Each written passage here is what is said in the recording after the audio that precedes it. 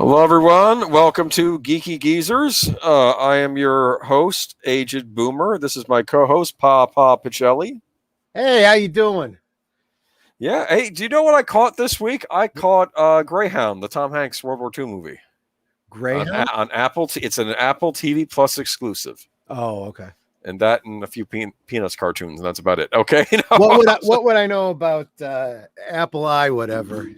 We talked about it the other week. I went through all my whole diatribe about, but Yeah. it wasn't bad. It was. I sometimes roll my eyes at World War II movies, but this one wasn't bad. It was only 90 minutes, so it didn't waste my time. I think it had gone beyond that.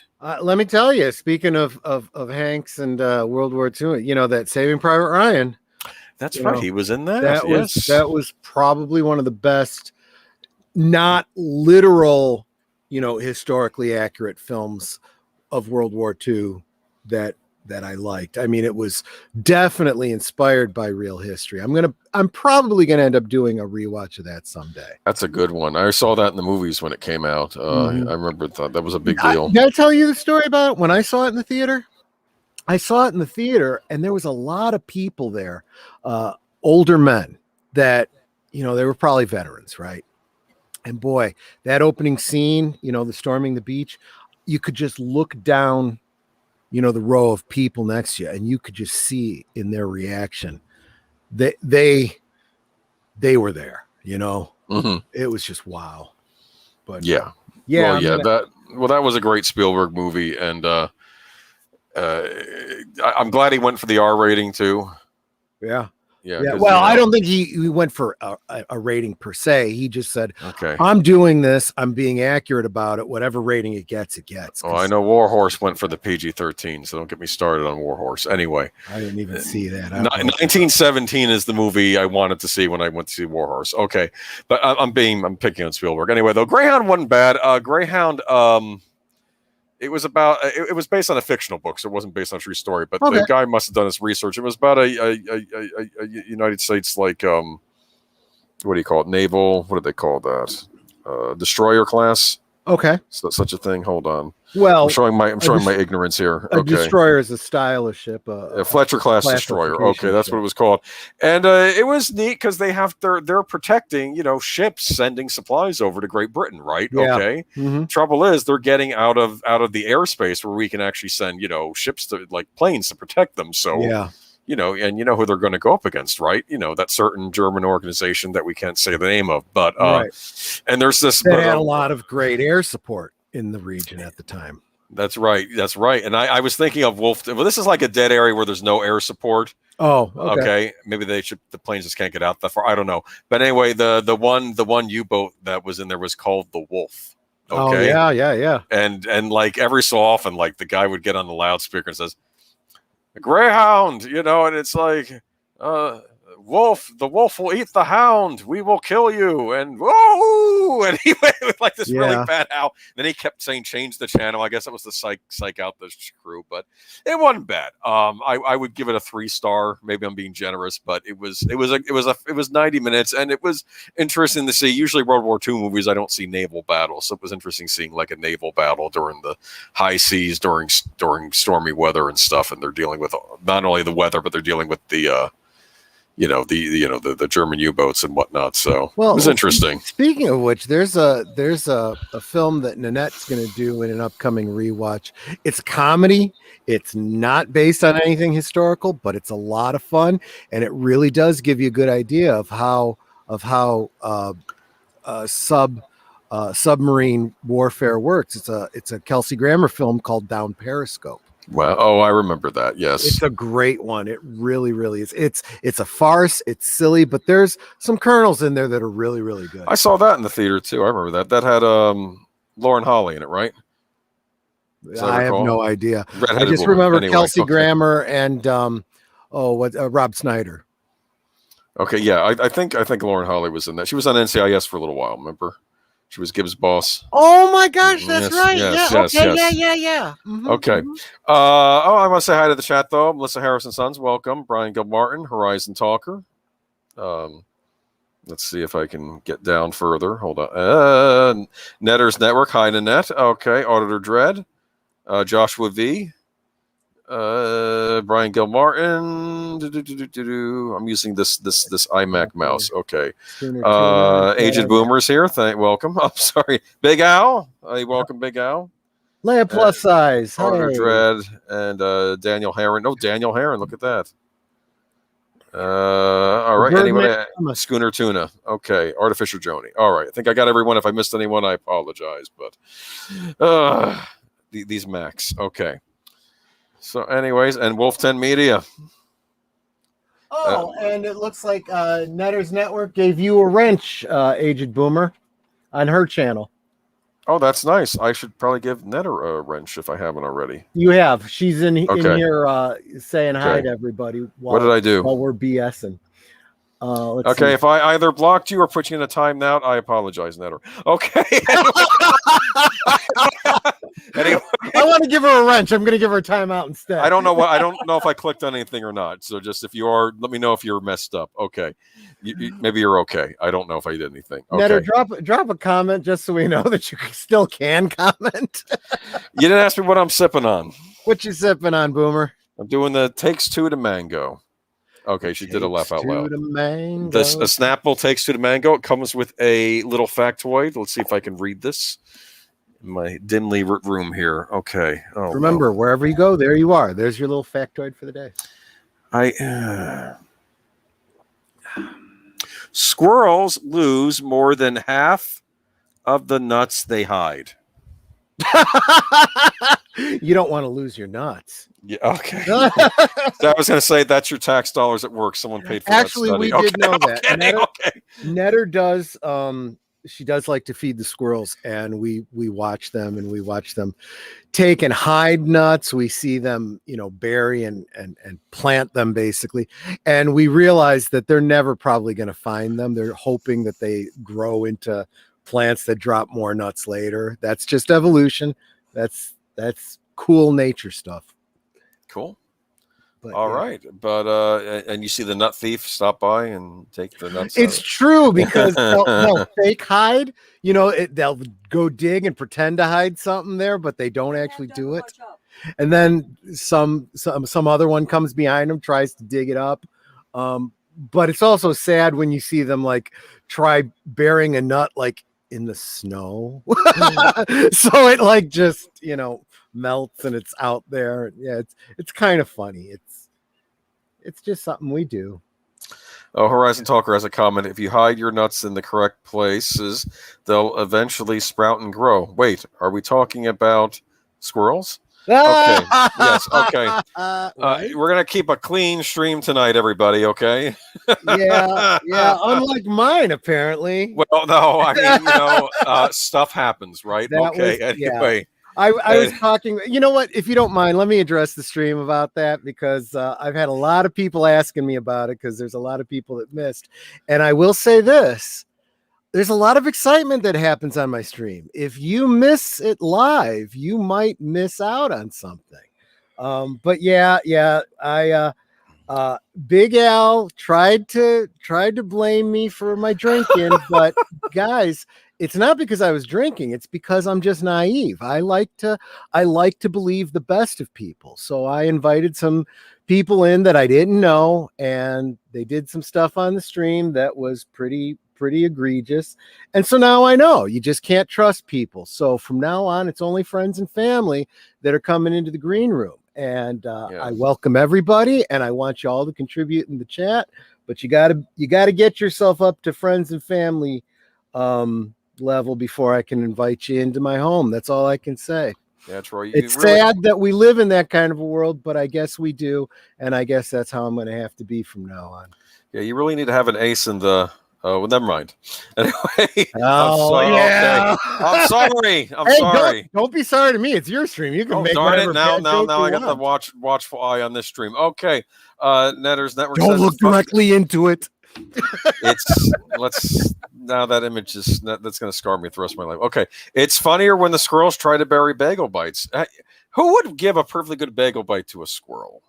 I wish I had some bagel bites now. I got Okay, so pizza, Auditor pizza. Dread is asking exactly what happened. You know what? Let me answer that just because I've had so many. Tune into Troy's stream this Friday. Okay, go ahead and say what happened. Okay, yeah.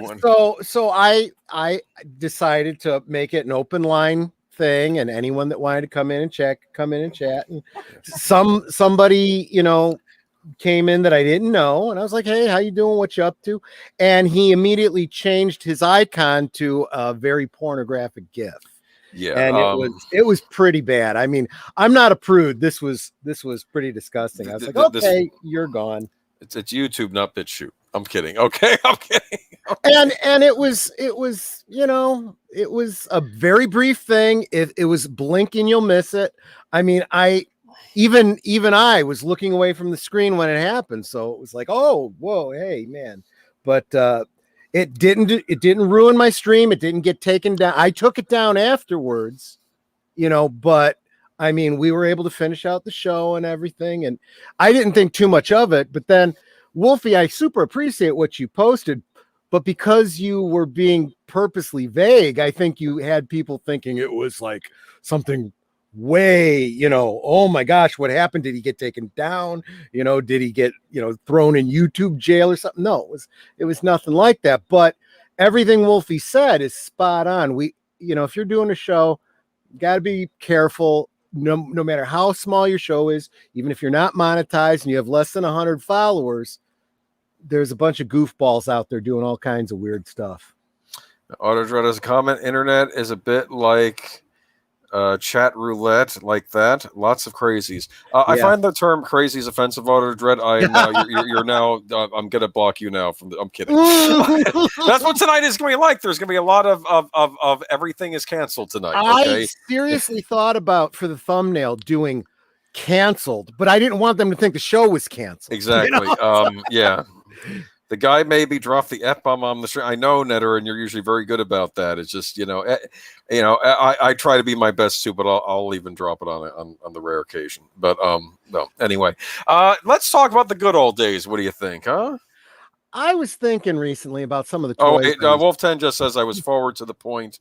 Didn't mean to alarm everyone. No. I totally got when Netter read what you said. I'm like, I totally see what he's trying to do. He doesn't want to be overt, but in so doing, then I got a direct message from Skipper Kenner, who was like, "Is everything okay? Sorry I wasn't there. If you want to talk about it, whatever." And I'm like, how does he even know what happened? If he didn't catch it. And then Netter told me about what Wolfie, and I put the two together, and I'm like, oh, okay. Oh, I'm sorry. Big Al says Troy After Dark. I'm sorry. I know. But in fairness, that is kind of what I'm going for. I am kind of going for. That's why. And Netter even said you start out with the red band opener. Restricted language. Possible adult content, and I'm like, the warning was there. I did not disappoint, did I? There you go.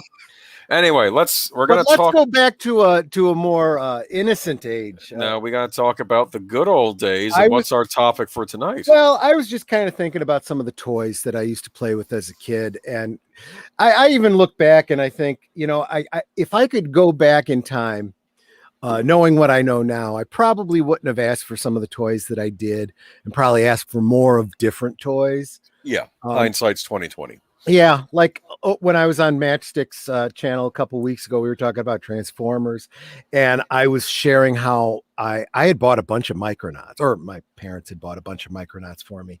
And looking back, I have fond memories of them, but never stayed with me. And given the choice, I'd go back and get more Star Wars figures rather than spend their money on the Micronauts. And one of those kinds of toys that I really enjoyed, but I got more use out of it because I passed it on to my brother, was Mr. Potato Head. And one of the selling points for Mr. Potato Head was that you had different options. You had different lips, different mustache or no mustache, different style noses and ears. You could put the eyes in a googly fashion or looking up, looking down. Glasses? Yeah, you could have glasses or not. You could do kind of goofy stuff like put an eye where the mouth would go or something like that. Make them look like an Escher painting. Yeah, remember in Toy Story when Miss Potato Net says, "Hey, I'm Picasso." Remember? Oh, that's right. That's right. Yes, exactly. You totally could. Mm-hmm. It was a more innocent age, right? And then, was it always Hasbro, or was it someone before Hasbro back in the 70s? I can find out real quick. Yeah. But I also got a Miss Potato Head as a hand-me-down. I wonder how many of those were just handed down. Well, I got mine, Well, you handed it down. That's right. I was the one that handed it down to my brother. My brother got a lot of my hand. Believe it or not, he got a lot of my Mego action figures. Oh, okay. But I'll be honest with you. I mean, a lot of people are like, "Oh man, he trashed them." I'm like, "Yeah, but they were pretty trash by the time I gave them to him." So, it's not like not giving them to him would have saved him in any way, shape, or form. And so it gives me the opportunity to rebuy the toys that I loved. Mr. Potato Head until recently has been one of those ones that you could find in the retro aisle. The re-releases of toys. Mr. Potato Head, like the original styles of like Monopoly and those kinds of games. Tic-tac-toe. No, tic-tac. Wait a minute. What's the one where you drop the checkers in? Connect 4. Connect 4. Thank you. Mm-hmm. Oh, it says here that Mr. Potato Head became the first toy advertised on television back on April 30th, 1952. Oh, that's before my time even. Yeah, okay. Did you start out with Parker Brothers or something like that? I'm trying to find out. I'm seeing 3 companies listed here. Read them off. Lerner showed his idea to Henry and Merrill Hassenfield, who conducted a small school supply and toy business called Hassenfield Brothers, later changed to Hasbro. Okay, but that was in 1951. So I guess it was owned by Hasbro from the beginning, even before they were Hasbro. Yeah, Hasbro / Play School. Okay, yes. So yeah, okay, that was one of the marketing things. I can't remember if it was in the 70s. I remember commercials from the 70s. It may have been before, it may have been after, but we got a toy. We're calling it Mr. Potato Head. Let's split our marketing. Let's market to the girls, and we'll have Mrs. Potato Head. And it wasn't too long after that, you got the juniors and, the little boy and the little girl, which because they were smaller, you didn't have separate eyes. You had one pair of eyes. Oh, I see. Swap out with another pair of eyes because they were smaller figures. It was too cumbersome to have separate eyes. I know these details that I remember, but yeah, and that was always the marketing thing, right? Mattel, was it Mattel? Oh, I'm because now I think it's Hasbro. I forget. Whoever owned G.I. Joe and Barbie, that was the idea. You have Barbie, you got G.I. Joe, so you got both the boy and the girl markets, right? Mm-hmm. And I'll tell you something, when I played with G.I. Joe, when he got shore leave, he was going and visiting Barbie. I'm just saying, that was just me when I played, but. Oh, Jedi Master Zootopia has an interesting comment. Monopoly was started by a socialist to teach people about the evils of capitalism that did not work out well for them. It totally didn't, because it became such a capitalistic game, and it actually, in fact, the irony is that in the past couple of years, they actually put out a socialist version of the game, and it's really meant to be a meta parody, right? Because the rules are structured to make the game unplayable. If you literally were to play Monopoly using socialist rules, there's no fun, there's no way to win, and it really sucks. So I literally bought it just to be, meta. They also put out a feminist version of it where the women make, more than the men, and I don't remember what all. And again, it really makes the game completely unplayable. And there is this weird dichotomy of people buying it. On the one hand, the socialists and the feminists want to buy the game because it's like, look, this represents us. And then there's people like me buying it because no, you're a moron. They're doing it to make fun of you, and because the games really are unplayable. And it really does point out, you get what you want, be afraid of getting what you want, because you just might get it, or whatever the saying is. Wolf Tomato brings up Ms. Monopoly. Remember that? That was brought to mind. It gives women an extra amount of cash at the beginning of the game. That's the one I'm talking about. Yeah, I got that one. Oh, okay. I didn't. Yeah. I thought it was something else. Okay, that's the one you got. It's basically feminist Monopoly. Yeah. Oh my goodness. But I remember my Mr. Potato came with a pipe. They got rid of that. Remember? Oh, did they? That's right. Mine had a pipe, but I used to put it in my mouth and pretend to smoke the pipe. Yeah. Of course, all the kids did that. Yes. Yeah. But I used to play all sorts of things. Play-Doh. You ever eat Play-Doh? Not that I did. No, I didn't eat it. What I did do was I shoved it up my nose to see what it would look like if my nose was fuller.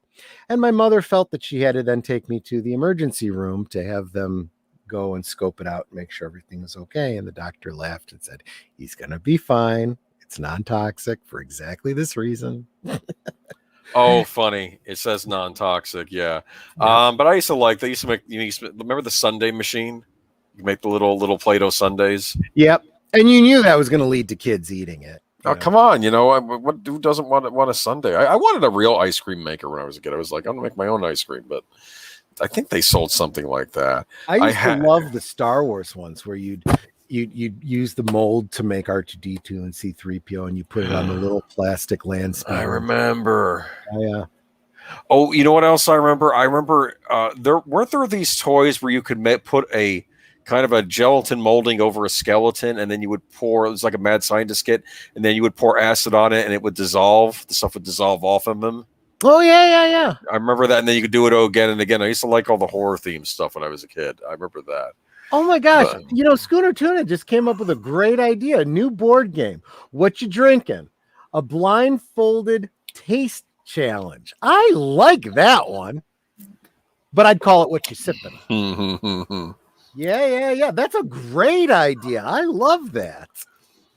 Be funny to do like a vintage board game stream of like these board games that fell out of fashion. But anyway, sorry. Yeah. No, I think you're absolutely right.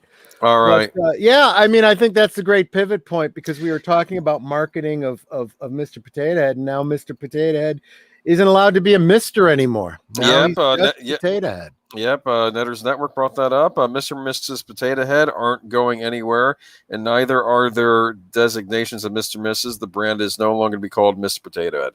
Now, I don't know. I have stuff from this article when this first broke. Okay. All right, and let's see. Hasbro created confusion Thursday when it announced that it would drop the Mr. from the brand's name in order to be more inclusive, and so all could feel welcome in the Potato Head. Oh, Potato Head world. Okay. I don't know why I missed the world part. The irony I see here is they're trying to accommodate a bunch of potato heads. I mean, that is so on the nose, Yes. It also said it would sell a new playset this fall without the Mr. and Mrs. designations that will let kids create their own type of potato families, including 2 moms and 2 dads. But in a tweet later that afternoon, Hasbro clarified that while the brand is changing, the actual Mr. and Mrs. Potato characters will still live on and be sold in stores. In a picture posted on Twitter, the quote-unquote Mr. and quote-unquote Mrs. names are less prominently displayed at the bottom of the box instead of the top. Well, it was announced today that the Potato Head brand name and logo are dropping the Mr. I am proud to confirm that Mr. and Mrs. Potato Head aren't going anywhere and will remain Mr. and Mrs. Potato. Okay, we just had that. Okay. That's what I call a huge marketing fail, right? Because if their intent was this, they could have rolled it out in such a way where they said, we want to be inclusive by changing the Mr. Potato Head brand to the Potato Head family. And you can decide to mix and match and get multiple Mr. Potato Heads, multiple Mrs. Potato Heads, and whatever designation of children you want. And that's your way of saying, we want you to buy as many potato heads as you possibly can. We're not taking anything away. We want you to buy more of them. But no, that's not what they do. They literally gave the impression that you were just going to buy one figure and it was going to have all the male and female stuff in there and, you know, have at it, you know? Yeah, well, which you could just buy a male and female figure and mix and match however you want. maybe they're going to sell them in a double pack. I mean, should I assume if I'm buying a Mr. Potato Head and the Potato Head World family package that Mr. Potato identifies as a Mister, though? That's my question. Do they even identify as a potato? What happens? Yes. And do they pronounce it potato or potato? I'm a spud. I take offense to potato. Right? That's what they would probably say. Okay. You know? It's like, potato was the name you gave us. Okay. Exactly. You know? That's exactly right. What if I'm a carrot or some other root vegetable? You could be a carrot if you want to. It's not up to you if I'm a carrot or not. If I want to be a carrot or not. Okay. Just don't take my carrot away, man. Oh man, I don't know. Life used to be a lot simpler. That's what I was saying, you know. It created a lot of excitement. She said about the reaction. Kimberly Boyd, Vice President Hasbro, said that. Are you excited? Not at all. Well, maybe I don't give a flying. I just look at this stuff and I roll my eyes. Different style eyes on different days. You don't give a flying peel about this. I get my you. Gosh, you know. It's just, you know what? All I can think is deep fried twice and you'd make some good McDonald's French fries. There you go. Oh, the best part, HBO potatoes reproduce asexually. Okay, that's good to know. So they're neither. Anyway, it's a plant. Anyway. Well, if you want to get technical about it, they can reproduce asexually, but in order to introduce diversity to the line, they do have a flowering portion and they can be seeded. So they can mix their genetics. So Auto Dread is asking, potato head identify as a baked potato, fries, mashed, or sweet? We're all dying to know. My understanding is that you can't judge them on being baked. It depends on what state they're in. It might be legal there. Schooner Tuna, life was simpler before we got the Rock character in Star Wars. Why did I not think to talk about that tonight? It's not on the docket, but maybe we'll save it for next week. Okay. I forgot about the Rock because character. all the other channels are talking about it, and it is that like cooking a dead fish, making fun of that? It was that one broke just as I was watching, you know, Midnight's Edge. Was it live or Midnight's Edge After Dark or whatever? That's right. That was late. And they were going over and talking about it. And I said, guys, I didn't want to spend another $5 on another super chat with these guys. But I wanted to tell them you're missing the other story because there was another article at the same time. You know how when you go to a channel, they have that one video at the top that's like the intro video that starts as soon as you get to their page. Well, the thumbnail for that, you know how you put a thumbnail over a video and it plays a little portion? The title of the video was Razor Crest Comes to Galaxy of Adventure. And if you put your cursor over the video, it shows the scene of the Razor Crest blowing up in the Mandalorian. And I'm like, so I went and I put a comment. I'm like, Razor Crest comes to Galaxy of Heroes or Galaxy of Adventure or whatever. Mm-hmm. Scroll over it and it shows the Razor Crest blowing up. Disney, fire your marketing department. While you're at it, #fire Kathleen Kennedy. Yeah. I don't think you people are just morons, and they can do no right. Disney at this point can do no right. They will get ganked by the fans no matter what. You go to any video right now on the Star Wars YouTube channel, and it is just filled with negative comments, and it's ratioed into oblivion.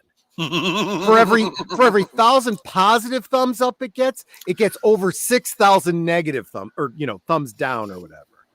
They really messed up with the Gino Carano firing because I don't know if they're going to come back from that. That might have been the straw that finally broke the camel's back. I don't know. I think I know that Disney is getting the message loud and clear. They're going, holy crap. You know, they are definitely messing themselves, but I don't think it will be really, really clear until the Book of Boba Fett and the next season of Mandalorian comes out and nobody cares. I went over and commented when they put out the video for what's the one that has the troopers in it, the clone troopers. It's not Bad Batch. Is it Bad Batch? Yeah, I think that was the one. I went in and I said, the one video or the one series I might have been interested in, but now after the crap you guys have pulled, I have no interest. I've canceled, hashtag canceled Disney Plus, and I sold all my stock. I have no interest anymore. Goodbye. And I think a lot of people are making that exact thing. It's like you made your decision, and you basically made the decision to take your $5 billion investment in Star Wars and flush it down the toilet. Congratulations. Yeah. Well, I don't get it. I think they have too many cooks in that kitchen, and they have to decide. Well, they have a bad captain. They need one freaking Gordon Ramsay in that kitchen taking charge. Yeah, and taking Kathleen Kennedy and putting a piece of bread on either side of her head and saying, "You are an idiot sandwich." Well, she kind of is. She absolutely is. I don't get it. And I don't know. I've been feeling. I keep thinking what George Lucas is thinking right now.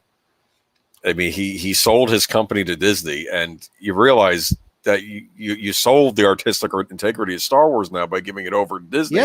Yeah. And he got a lot of money for it, but he already had money anyway, didn't he? He wasn't doing it for the money, and that's the thing. That's why all the writers that he put into it, trying to protect it, he was so naive in what he did. And I can't blame him too much for it. I mean, I'm the guy that let, a stranger into my stream the other night, but basically he did the same thing on a much, much larger scale. Well, I'm just saying, in charge who did not deserve to be in charge, who did not care about his vision and wasn't going to protect his child. He must be hurting right now. He can't be. I don't even know if he can be vocal about it. And this is something I point to every time someone wants to hold him up as the end all be all of Star Wars. It's like, look, guys, anybody who knows anything about Star Wars knows that what was most successful about those three movies, it was definitely his ideas, but his ideas would not have been as good as they were without Marsha and without Kazdan and so many others that there are a lot of people worked on those. Yeah. And you can see that so clearly when you look at the prequels. They were good, but they weren't great. Yeah. And that was pure George Lucas. Yeah. And now George Lucas sells it in the hopes, and he crosses his fingers, please be true to my vision. Here's an outline of what I'm going to do. And they take the outline, they throw it over their shoulder and go, okay, how can we, turn this into something completely different? We spent $5 billion to, make a completely different movie. I don't know. I think they have to think audiences are that stupid too. I don't know if they're living in a bubble over there or whatnot, but they really. I don't know what it takes to get the message across that you can do whatever you want, but it's only going to sell if you actually give people what they want, and you cannot tell people what they want. They will not buy it. That's true. A fan man likes to talk about the fan addicts, and he's 100% right about that.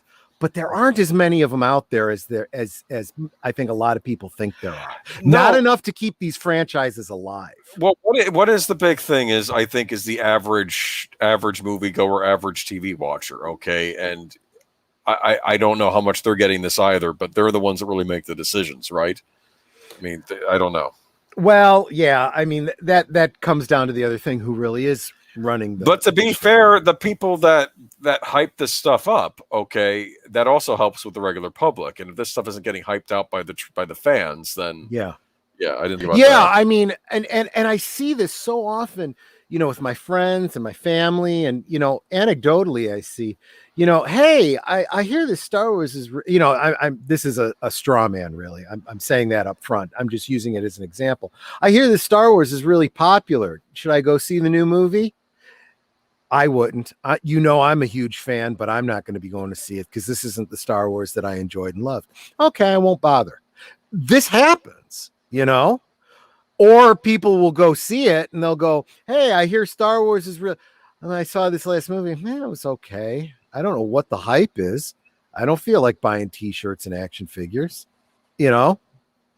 And unfortunately, that's where the money is. And I think that's where Disney is getting their loudest message. When they put out, you know, and people are trying to defend these sequel trilogies. Well, they made profits.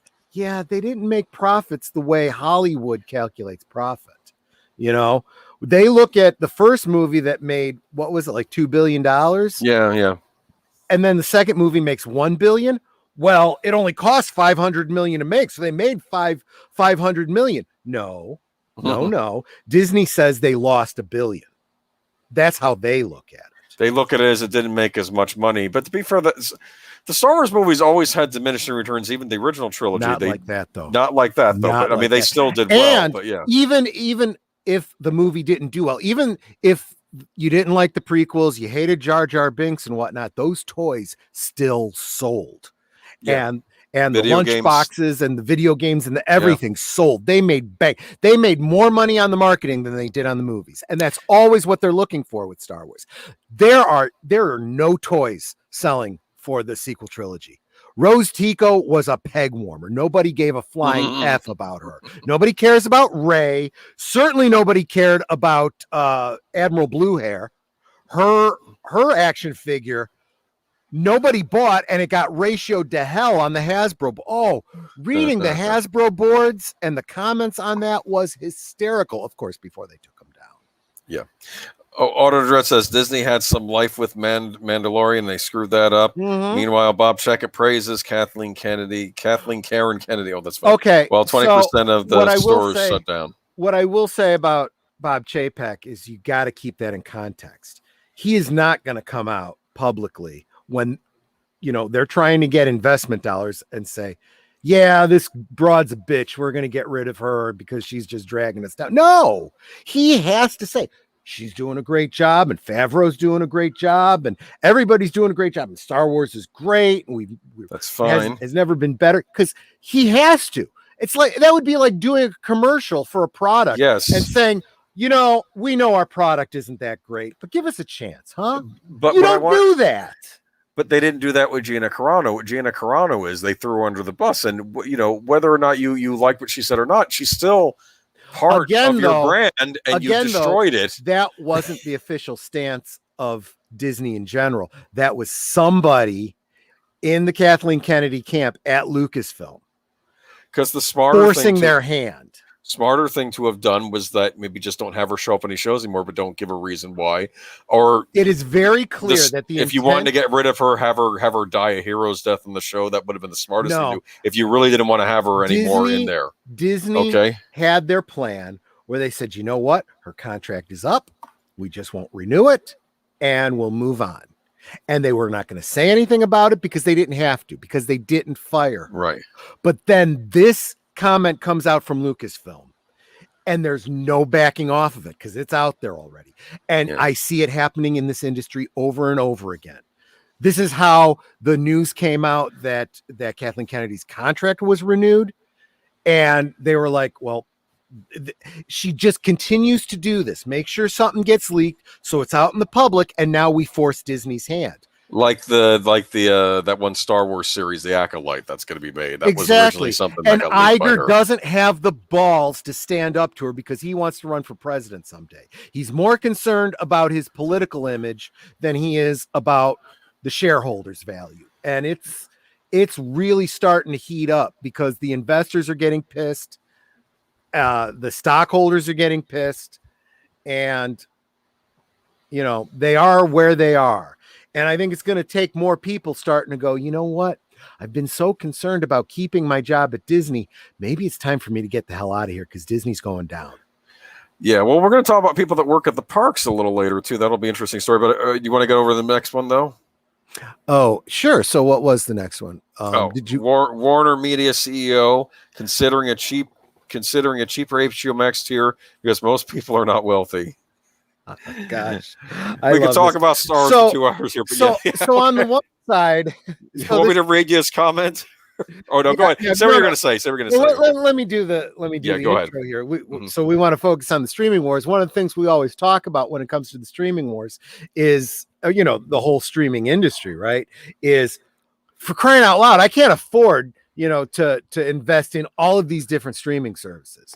Something's going to have to give, and I think that's what Warner Media is trying to address.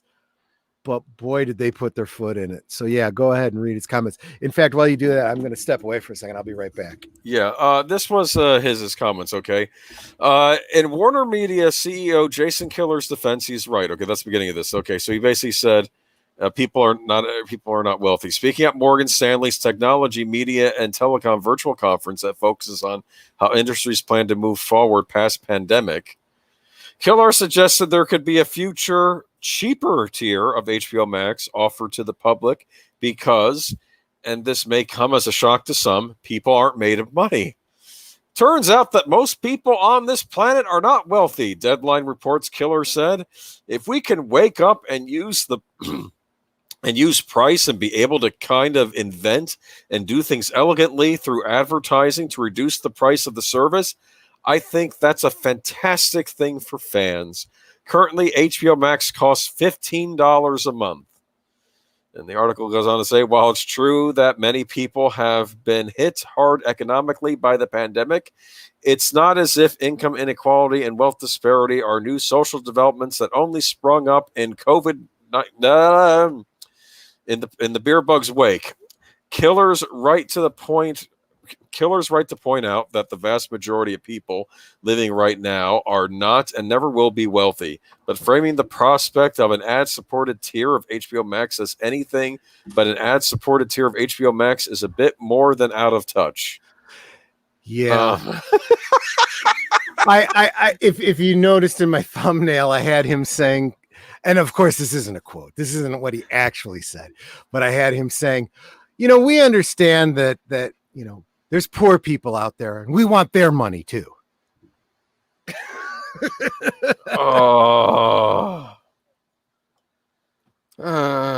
Yeah, we want the poor people's. It's just like, what this reminds me of? Remember in Jurassic Park? Yeah. I remember you had the one lawyer there, and the guy is saying, we could charge a fortune for people to come visit this park, Yeah. And he's like, no, this park is meant for everyone. Okay, maybe we'll have a coupon day. Yeah. And, that's what that's reminding me of, What's funny about that, though, is that's exactly the way these businesses think. It's like, how can we maximize? And it's Disney's, way of thinking, too. I think that's what the Jurassic Park was definitely meant to be a bit of a parody of Disney, right? Even with that line, the Pirates of the Caribbean don't eat the people when they break out or something, like whatever that line is. But it's true. They want to get people into the resorts that spend all the money and the season pass holders and all that. But they also want to get, the local people for the onesie twosie day pass, the Florida resident pass or the exactly. And they literally want everybody's money, But yeah, like you have like the packages that cost, the Disney packages that cost a small fortune. You get in line first at the shows and stuff. Well, and from a business standpoint, I don't really have a problem with it, because there is, what do you want and what are you willing to pay for?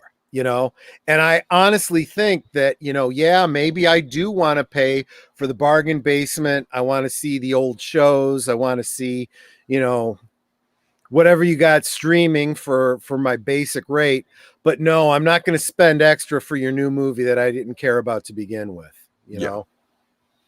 But you don't have to be so insulting about it. Yeah, exactly. Yeah, it's really bad. Does he have any idea how he sounds, though? It's like, no, not everybody's rich, but we'll have something chock full of horrible commercials for you to watch your Snyder cut of Justice League and other crap you don't want to see. There is a saying that diplomacy is the art of telling someone to go to hell and making them look forward to the trip. And these people really need to think about their messaging. How do I want to say what I want to say and make it sound as positive as Did possible. they used to hire people to do that for They them? Like used you'd to. have the spokesperson, They and then used to. instead of having the guy running the company spout off his, I don't think there's enough intelligent people though to hire for these positions anymore. It's or either that or they're hiring based on we want to make sure we don't offend certain groups, but by and large we don't care otherwise. I don't know. I really don't know what it is. The way you should have put this was you put a spin on it where you make it sound like all of our competitors are charging way too much. And we know that times are tough. The whole schooner tuna thing, right? We all are in this together. So we're going to find a way to provide our service for as reasonable, amount as possible. Whatever. You make yourself sound like the good guy. You basically make yourself sound like the elitist asshole, the way he put it. Okay. Oh, yeah. Let me give you my poor man dollars as quickly as I can. Especially because I'm so looking forward to whatever the hell you're going to do with Harry Potter coming soon. Yeah, now we have our next article. Harry Potter sequels teased by Warner Media CEO. There's a lot of fun and potential there. I have to think these people in these companies are not fans of Harry Potter or DC or anything else that the company I don't owns. know about that, but what I can say is that they're pretty tone deaf, because with all of the heat that the Harry Potter franchise is taking right now because of cancel culture and J.K. Rowling and all that kind of stuff. Oh, yes, and not only that, but the whole Johnny Depp firing from the which in some ways is kind of related to what happened with Gina Carano, because it's another actor that the fans of those movies, Harry Potter, were actually very angry that Johnny Depp got knocked out. Even the ones on the left, they're not happy about that. Absolutely right. It's absolutely flipping ridiculous. And but yeah, I mean, at the same time though, just the bean counter who knows nothing else can look and say, yeah, Harry Potter makes us money. That's something we should exploit. Yeah. But you always have to be careful. What are they doing? A sequel? Sure, there's potential there, but I've also heard them talking about, a possible reboot or redoing the books as a series. No, I don't know. I don't know. Or they could also do a sequel TV series too. The thing is that Harry Potter is a lot like Star Wars. It's a rich, interesting world to play in. And you can do sequels, you could do sidequels, you could do prequels. I mean, honestly, you could make it a worldwide franchise. You continue to do stories set at Hogwarts, but you also want to start developing the whatever school it is here in the United States, because there's a Wizarding World here in the States too. Yeah, Salem, Massachusetts, I believe. There you go, and do them, all over the place, and you could do one in Nevada, and have it based on Native American magic or something like. You could do all kinds of great stuff. That was something that got her into hot water years ago, because she started bringing in like American Indian. Well, again, that's exactly the kind of BS that I'm talking about. You're damned if you do, and you're damned if you don't. Exactly. You try to be inclusive and show people. I want my representation. I want to see myself on screen. I show you yourself on screen, and then you go, "That's cultural appropriation." Well, you can't win very much. What do you want? You can't win. You can't win for losing. Okay. Anyway, though, but the fact is that most people would appreciate that. Only the loony lunatics that get offended on other people's behalf would have a problem with it. So people need to grow a pair and just say, you know what? This is what we're doing. You don't like it? Don't come to this thing. Don't watch the movie or whatever. But if you are a Native American and you want to see your representation, by all means, check out this book. And, you live in the Salem area and you want to imagine that there's a school for you to go to, guess what? Here's your book, Anyway, you want to hear Killar's quote? Sure. Killar said, "There's this little thing called Harry Potter, which is one of the most beloved franchises. and we're really grateful to be able to partner with J.K. Rowling. And so I would argue there's a lot. Okay, that's the same thing he said before. So he didn't actually say what the potential meant. So we don't know. They're going to do something with Harry Potter. Yeah, and if the money's there, and if there's enough fans, I say give it to them. Do it. I'm all for that. Sure, why not? I'll say this: I'm not a huge fan of Fantastic Beasts movies. They're kind of weird. You know what? In some ways they remind me of the Star Wars prequels because they're like at least for the first one, I didn't know who the main character was. It's a little all over the place. There is great world building in the Fantastic Beasts. I liked movies, it being this fantastical period piece too. Yeah, I mean, they said it in the what is it, the 30s? I think 1930s, and they kind of do a swapperoo where most of Harry Potter takes place in the Wizarding World. These are people from the Wizarding World in our world. And it's also people from England and the United States, as opposed to so it's kind of a whole fish. And it's interesting to see how the United States wizarding rules are different than those in England. Do you understand? Exactly. Like they have different rules for wizards in the United States, and it was interesting. And they did something very clever with the death pen. Yeah, they had a. You could argue that there's a political slant to it, but I think it's an intelligent political slant by looking at real history and the differences between, England and the United States, especially at wartime, right? Oh, yeah. You got to consider that England has a much longer history than America, and America has had a very different development than England. So they have responded to things on a global scale differently.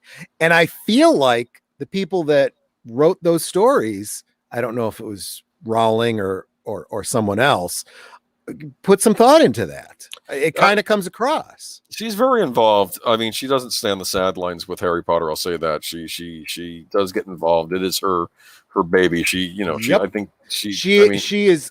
If you say what you want to say about her, she has not pulled a Lucas on this. She is making sure that every step of the way she's involved, and they can't do it without her.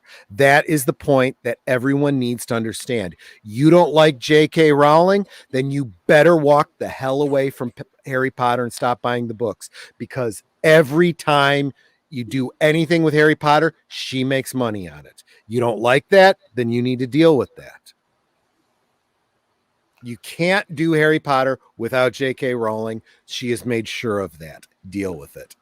Yep. All right, moving on. Well, I don't know how related to Warner Brothers this is, but it's still Streaming Wars. That's why Streaming Wars. That's right. And also, Turner Classic Movies to show series of controversial, racially intensive films as part of new series. Yeah. So I have two articles they here of course, the one they always bring up, of course, is Gone with the Wind. They also talked about Breakfast at Tiffany's. What's the one with Al Jolson?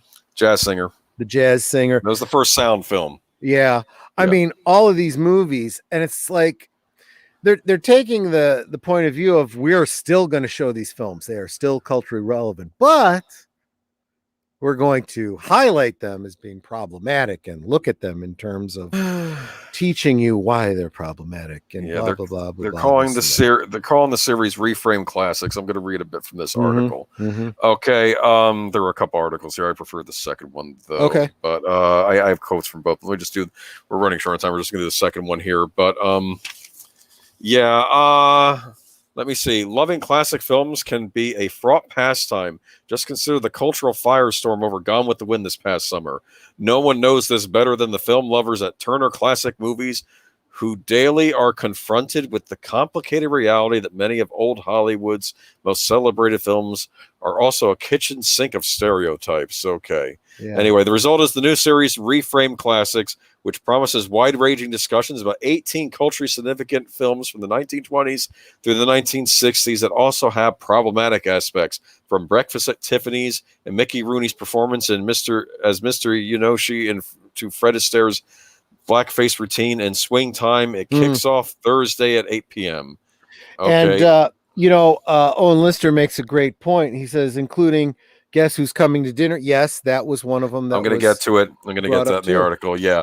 We know millions of people love these films, said TCM host Jacqueline Stewart, who is participating in many of the conversations. We're not saying this is how you should feel about Psycho or this is how you should feel about Gone with the Wind. Wait, Psycho? Psycho's one of the ones that they consider problematic? Yes, I'll let me go. The selections allow the host to think about Hollywood films more broadly. For Psycho, which will be airing March 25th, the host talks about transgender identity in the film and the implications of equating gender fluidity and dressing in women's clothes with mental illness and violence. It also sparks a bigger conversation about sexuality in Alfred Hitchcock films.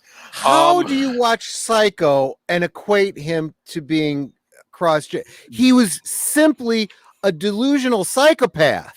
This is brought up, I think, in the end credits when the guy says he's not a trans. Well, the word that's out of favor now. He's saying he thought his personality was his mother. Yeah. This has nothing to do with that. It has nothing to do about it. They even say in the film at the end, this has nothing to do with that. It is, he had a split personality. The other personality was his mother. If you want to dig into, I've always had problems with the way dissociative identity disorder is depicted in films. It in reality does not work the way people think it does based on TV and movies. But when you contextualize that is not what we're even talking about. This is just ridiculous. But if that is what they're getting at with this, if this is a way for Turner Classic Movies to say, look, these things are under attack, let's actually look at them with a rational mindset, maybe it's not such a bad thing. I'm not so sure that's what it is. If it's what they need to do to keep showing these films, I have a trepidation, because let's face facts. If they would have to censor or ban these films, there'd be no more Turner Classic Movies, okay? Because you're going to find something wrong with anything based on modern morality, which will, of course, be seen. What we're holding, what is now considered right and wrong, will change in another 50 years. You mark my words, okay? Yeah. And all these people that are the woke spokespeople will then be under the magnifying glass at some point. Plus size is saying, though, she's saying, so Turner Classic Movies has sold out to cancel culture. Used to go just watch a movie. You know, I don't think this is selling out. I think this is trying to continue. At least I'm giving them the benefit of the doubt. If they were selling out, they'd take all these movies off, you know, or they'd edit them, or they'd whatever. It sounds to me more like they're saying, look, they're classic for a reason. They still need to be seen. This is the way you should watch. You should watch and then decide if you're offended. And if you're offended, why are you offended? Keep it in cultural context. Keep it in historic context. Think these things through, you know? Well, that's my thing, though. Think these things through. And especially with that comment about Psycho, I don't think they're thinking things through. Obviously it was not that movie was not at the time supposed to be a condemnation of transgenderism, okay? No. It just wasn't. They point that out in the explanation at the end of the movie. During the My Fair Lady conversation on March 25th, they talk about why the film adaptation has a less feminist ending than the stage play, and Henry Higgins' physical and psychological abuse of Eliza Doolittle, not feeding her and stuffing marbles in her mouth, are played for cute laughs in the film. Is it a commentary on misogyny or just plain misogyny? Okay. Or is it more a greater contextual concept of what we consider to be refinement in our society? I mean, look at the King's Speech. Yes. Was he abusive of himself as he was trying to, you know, change the way he spoke and the way he presented himself? He was trying to live up to some sort of a social normative. You know, who was it? Who was it who said that he used to put rocks in his mouth and try to speak because it helped him with his diction? Yeah. But anyway, I can't remember. But I mean, these are things people do. Why do you do exercise? Why do you lift weights? Why do you diet? You know? Yeah. Well, and if you go to somebody and ask them for help with these things, go to a trainer, are they being misogynistic or, you know, whatever by helping you to lose?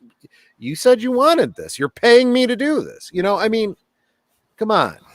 My point is that I don't know. I'm wondering. I'm also worried they're going to start reaching for things in these movies that aren't really there. Okay, and let me go do the guess who's coming to dinner part. Okay, and on the guess who's coming to dinner night, March 11th, Stewart discusses the complex legacy of Sidney Poitier. I hope I said his name. Poitier. Yeah. Poitier. Okay, yes.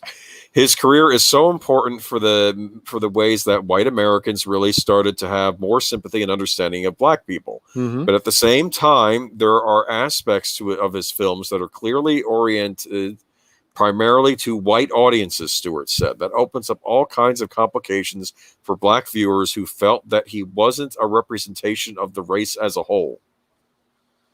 Because you can't be. You're telling a story about one man in one circumstance. No one character is a representation of the whole thing. That's never mind. Yeah. Okay. But if that's part of what they're getting, sometimes you got to teach these morons how to consume media. So you're trying to give them the benefit of the doubt and thinking that this is about taking your typical I don't know. I'm just saying that I do see that need. I do see that we are living in an age where people are a bunch of potato heads that don't know how to think anymore. So you're saying they react stupidly and emotionally, and they don't understand the simple rules of storytelling and drama and just frickin' communication. Look, go back to the first Warner Media. People aren't wealthy, so we need to, have poor people tiers. People don't know how to communicate anymore. So you need to kind of explain to them, there was a time before we had to explain these things to stupid people. Back then they understood this. Now you don't. So let's explain it to you. Yeah. Okay. I basically, trying to set the snowflakes down and explain to them, this is why you should be flipping out all the time. We'll explain to you how to watch these things. Yes. There's a reason that my mother, who grew up during the race riots of the late 50s, early 60s, okay, had some black friends, had a lot of very, what you'd say racist attitudes, but still had a good heart for people, okay, how she was able to turn around and teach me not to be racist, and the fact that I can look past race and look at, hey, we're all humans, different skin color, different things dangling between our legs, but we're all still human and we're all unique, and no one person represents everybody. And once you do, and you start making these kinds of connections, you become the person drawing the lines and making the separations, and you're the racist and the sexist and the istophobe, Leia Plus I says, why can't a movie just be a movie and enjoy it instead to find race fault and everything?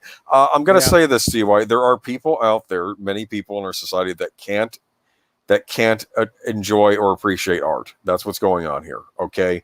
Art is as a means to another end. Okay. A political end or something else. It's not an end in and of itself. Okay.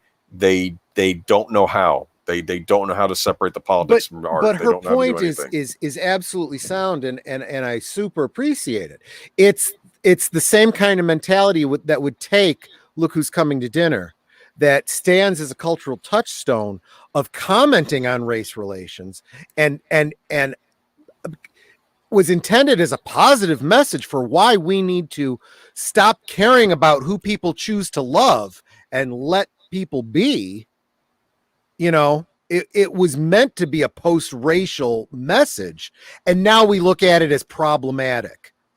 That's scary. Yeah.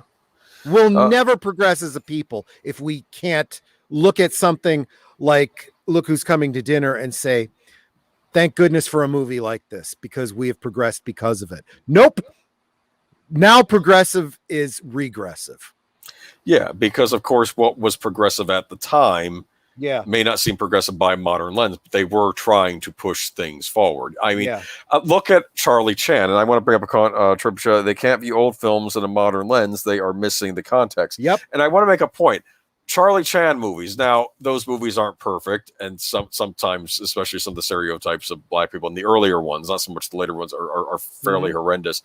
The point was about the Charlie Chan movies, though, and they didn't have an Asian actor playing Charlie Chan. But the point of those movies was, when they were making them, I think part of it was to have white audiences who maybe had fears and trepidations about Asian Americans, that no, these Asian Americans are also Americans. This is a crime, this is a detective. He solves crimes. He's an American like you or I, okay, Yeah, and I think that's part of what that was, and what the intent was. And I'm not saying everything in those was perfect, or there was positive things about it too. Yeah. They did try to offer the Western or the Eastern wisdom and so on and so forth. So there's a part of me that thinks, well, gee, Charlie Chan would be great to remake now with an Asian cast. And no, not perfect, because they're also going to want to try and market it overseas where it's not going to do well, and it'll basically go the way Mulan did. Well, I will say something about the old Charlie Chan movies. He wasn't Asian, the main actor, but his son was always played by an Asian actor. Okay, I guess a Chinese. Well, I'm assuming. I'm basically trying to make the argument for the same way that they used Antonio Banderas to play Zorro, to remake Zorro, and everybody loved it, right? Yeah. But the Latin community not only wants representation, but has always been kind of happy with, we didn't have representation, but that's still a great character. Yes. Oh, you're going to remake him and you put in Tony Flags? We're all for that. By the way, Antonio Banderas, Tony Flags. Okay, I just made a Spanish joke. That's okay. You gotta speak Spanish to get the joke. I was wondering who's Tony Flags, but anyway. That's why I explained it to you. I knew you'd miss that, but that's just it, right? It's the same thing I was talking about with Speedy Gonzalez. It's he's a beloved character in the Latin community. You can't take that away from them, and when you do, and you start getting offended on their behalf, you're fighting a losing battle there. And could you do the same thing with Charlie Chan? In theory, you could, but we have our own racial problems with the Asian community now, because Disney specifically, but Hollywood in general, has made it so. Oh yeah. But plus, I think cancel culture hate classic movies because some movies show learning and working together, but it seems they want is hate to solve the problem. Yeah, I don't know. No, you're absolutely right. All the things that were good in the past that have led to progress, they cannot allow that. That's not good. And the idea that we can get past racial problems, and you could have people that in a post-slavery society could look at a black person and say, they're not slaves. They're human beings, and we need to treat them that way. Oh, but that's not the way it was. But that's how we wanted it to be. That's how it should be. That's what we're going for. That's what progress is. You want to be progressive, that's progress. That's why they're all regressive. We want to keep the plantation mentality alive, so that there's always hurt feelings and we can always make money on it. Yeah, well, I would think that maybe there's a certain class of people that benefits from lower classes attacking each other, but maybe we'll get into that. Okay, let's move on to the happiest place on earth. Walt Disney World updates face mask policy for restaurants to require guests to wear a mask even at their table. Okay. Yeah. Well, you know what? Let's also read the title for the next article, because they go directly together. New signage at Disney Springs parking garage shows face masks that are not permitted. Look, on the one hand, I get it. Disney is trying to comply in every way that they can so that they can open their parks and make money. I get that. Unfortunately, what they're doing is making the park experience not worth it. So all the masks that you've spent money on may or may not be allowed as masks for the purpose of being able to go to the parks. Well, a couple of them I understood, because one of them had holes in the front.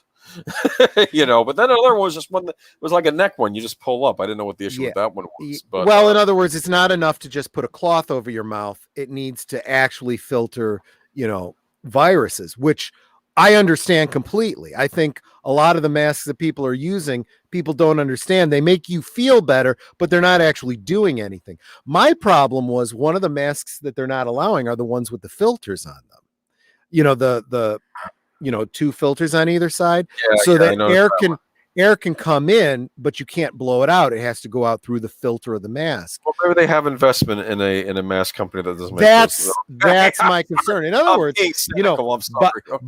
Spaceballs the face mask, but any outside masks is not allowed. We'll sell you a mask here at check-in, but for $30.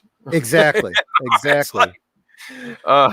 Duloc is a perfect place. No, but that's what it is. And yet they're saying that maybe they'll be phasing out face masks altogether by 2022. Yeah. There was a comment from Bob Chapek I wanted to read from that. Chapek explained that he expects face masks and social distancing to be in place through 2021. However, he believes that 6-foot social distancing and mask wearing in 2022 will not be the same as it is today, depending on the state of the world next year and the distribution of the beer bug vaccines. Okay. I think the biggest thing is that as a business, these parks need to operate within the rules that are set up for them by the state that they're in, Florida, California, whatever. It's just, that's the way business is. But now look at what's happening in Texas, right? Texas as a state is saying we're lifting our mask mandates. That does not mean that any individual business has to stop wearing masks. It doesn't mean you can't wear masks. Everybody, even if a restaurant says, okay, Texas isn't forcing us to wear masks, so we as a business aren't going to force you to wear a mask. That doesn't mean if you come in wearing a mask, you need to leave. You have every right to wear a mask if you so choose. We're just saying you don't have to. I think that's what Disney's getting at. As long as Florida requires us to have these masks in place, then we are going to. Once they lift it, we may decide to lift the regulations, but we will still sell you masks. You can still wear a mask if you choose to. It's entirely up to you. And that's all that anybody really wants. Do what you want, but don't force me to have to do this, Right. Well, and we'll see if the rest of the country follows suit. Yeah. I think we might, then maybe some place will freeze over. But we'll see. We'll see what happens. Right. 2021 will be an interesting year. But we have another article here. Walt Disney World cast member gets yelled at and spit on by Disney quote unquote guests. It's kind of a sad story here. Should I go ahead and read from it? Go ahead. But before we do, I do want to point out that I think these things have gotten ratcheted up. But anyone that's ever dealt with the public knows you potentially are putting yourself in an abusive situation. Go ahead. Yes, I've had to deal with the public as well. Yeah, yes. We all have. It was worse in retail than it was at a library, though. But yeah, sure. Okay. Today we have yet another story of a poor cast member being mistreated by a quote-unquote guest who doesn't like the beer bug mandates that allow the parks to stay open. According to the Orlando Sentinel, last month, a Disney security guard reminded a guest to put their mask on before walking into the contemporary resort. Masks are required in the public areas of the resort hotels. After doing their job reminding the person to wear their mask, the man informed the guard, "I am a guest," and then spat on his forehead. God. One cast member offered this comment to the Orlando Sentinel. Yeah, this is going to end. And there's never a day when I don't have a story. I cried the first week I started. It was not a good time at all. Imagine going to work every day where people ridicule you. Oh, yeah. Okay. So I don't know. I mean, that was, there's no excuse for that behavior. I'm not. You know what, though, security guard, the best response I could imagine. You were a guest. Oh, pretty much. Yeah. I don't know. I would imagine too. I don't know what the story is. You find out who that is. They're probably going to get in trouble for that, especially I yeah. Well, I know how security works at Disney. You know, you will find yourself suddenly taken backstage, and you are escorted out, and you are not coming back. And if you are a season holder, your season pass is pulled. And yeah, that's how Disney handles these things. Or they take you to a room and tie you to a chair, and then Minnie Mouse comes in like an S&M outfit or something. I don't know. You laugh, but there really is a Disney jail. You know, people. Oh, really? Don't, Okay. Oh yeah, people don't realize that, but yeah, there is. You are taken, out of the park. You are put into a. They may call in local police, or they may just escort you out of the park. There are rules, and they need to protect the other guests as well as their cast and whatnot. That's one thing I do respect Disney and the Disney parks for, is maintaining that kind of order and the way they handle security. Always have. But yeah, look, I feel the same way about dealing with police, local authorities and whatnot.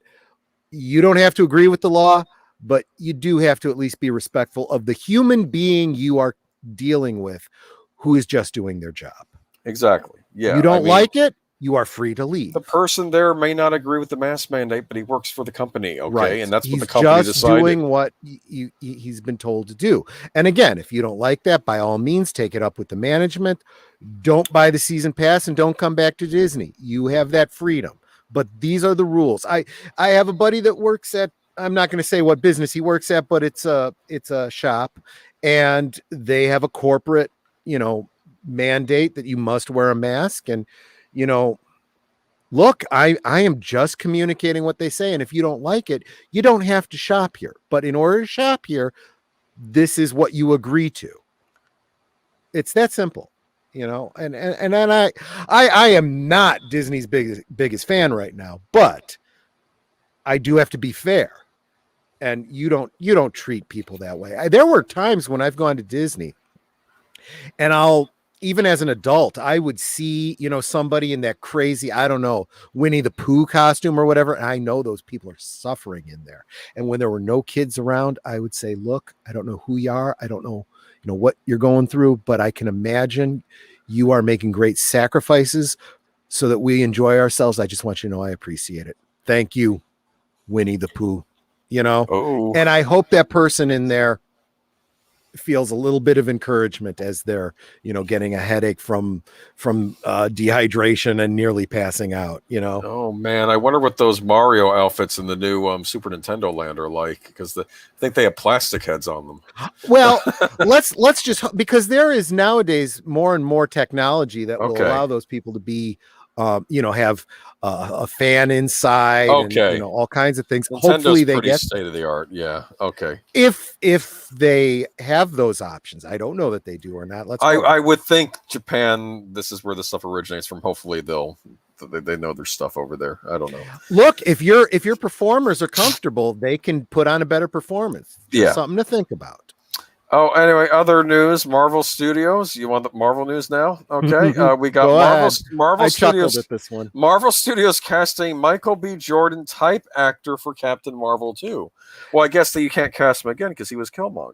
Right. Okay. And that's what everybody that's commenting on this is saying this. Just keep in mind, they are not specifically casting, Michael B. Jordan in some role in the Captain Marvel 2 cast. A lot of speculation coming out that if they're casting a Michael B. Jordan type, that means they're looking at Blue Marvel. Okay, yay. But, and please, if you all fall into a particular demographic and you think I'm completely off base, please point this out to me, because I do not want to be one of those potato heads that gets offended on someone else's behalf. Well, you want to read from the article here? Okay, yeah, go ahead. A new exclusive from Geeks Worldwide reveals that Marvel Studios is looking for a Michael B. Jordan / John Boyega type to play a supporting male role in 2022. What I want to comment Captain Marvel 2. They're not the same guy. I was just going to say, what do you mean when you say Michael B. Jordan / John Boyega type? Because those are two very different types of people. they're not the same One guy. could not be swapped out for the other. So what exactly are you saying? I think they're saying they want a black actor, which is fine, but to say it that way, I would really think, bad. I would think would be a little offensive. If I was a John Boyega type, and you said, "Oh, really?" So you could just swap me out with John Boyega, Michael B. Jordan, really? He hasn't. Really? Yeah, he hasn't been in a Marvel movie yet. They could put him in this if they wanted to, but I don't know if they're gonna, because he said, "Don't, you're not gonna Disney Plus me." Remember that? This is again another one of those, the way you communicate. And I think what they have done is they've really stepped in it. And I feel like my outside interpretation of this sounds pretty racist to me. Yeah, it's just, they don't want to say we want a black male actor. They just say it in a very ham-fisted way that just really steps in it. Oh, Wolf says, "What you mean, you types of people?" I'm meaning the John exactly Boyega, what Michael I was B. thinking Jordan there, types. Wolfie. And we know what types of people those are. And if you need me to explain it to you, I'm not. I don't Thank know. you, Wolfie. There's no way you can ask. I wasn't going to ask you directly, but I'm glad that you kind of confirmed what I was getting correctly. At. I don't know where that quote came from. I wonder if it was behind the scenes in some meeting room. He's paraphrasing. He's paraphrasing that line from. Yeah. What do you mean, you people? Bob Chapek saying. What do you mean, you people? You know. Yeah, that's. Yeah. Look, it comes from that whole thing of it's racist to say black person. Well, if you're trying to describe somebody by their, what aspect are you trying to cast, or in a crime situation, what did the person look like? We need those details. You can't be so general as to say he was attacked by a person of some gender with some color. Oh. Well, that narrows it down a great deal. Oh, of course, Wolf 10. Yes, Tropic Thunder. That was a quote. Tropic Thunder. That was the name of the movie, right? Oh, that's right. Man, yeah. What do you mean, you people? What do you mean, you people? Coming to Turner Classic Movie soon with a detailed apology in 10 years. Okay, because we can't have jokes anymore. Oh, that was the joke in the movie, that it was ridiculous what he was doing. That was the point. That was the point. Joke that made a progressive, commentary, but heaven forbid we should ever progress. We need to ignore and keep our heads down and keep quiet about things and never progress as a society. I don't know. Let's just say, looking for a black actor. What harm is there in that? I don't know, because the rules keep changing. First, it's I don't see color. You get into trouble. Again, it's people being offended on the part of black actors, right? Or people of color, in quotes, which I should think you'd have a problem with if you are a, in quotes, person of color, because that covers a great deal of ground. Person of color, bad expression. I don't like. Person of color means anyone who's not white, I assume. But when you start taking into account degrees of whiteness, I mean, everybody's a person of color, so it means nothing. Okay. I don't know. It's I saw that and I just rolled my eyes, and it's just... well let's oh wait, oh sorry, I forgot we have a MODOK. The MODOK trailer was released. You excited? That's the other one. I could not care less. Okay, let's move on. Especially given who the actor is, I don't want to see anything he's in anymore. It's looking like something that would have been made for Adult Swim. And the only thing I found interesting about that was that it's not coming to Disney Plus. It's a Hulu exclusive, which I guess Hulu is owned by Disney. So maybe they didn't feel it was good enough for Disney Plus. I don't know. Okay. Or maybe they feel like because it's a kids show, they're trying to. It is, isn't it? It looked like an Adult Swim show to me, like something would have been. Oh, so it's animated, but not necessarily for kids. Like something more along the lines of like a Deadpool or something, But I don't know. It looked like the Lego Movie style animation, or like the thing. Anyway, Trooper FN 2525s. My. What is it? My cat just came out as super straight. I am so proud. Okay. Oh, whoa. We're running a clean stream here. I don't know. Of course, I'm kidding. I'm fine. Amber Heard fired or not? That's our next story. Okay. So I thought I was being very, very clever in my thumbnail on this one. I basically said Schrodinger's Amber Heard. She's both fired and not fired.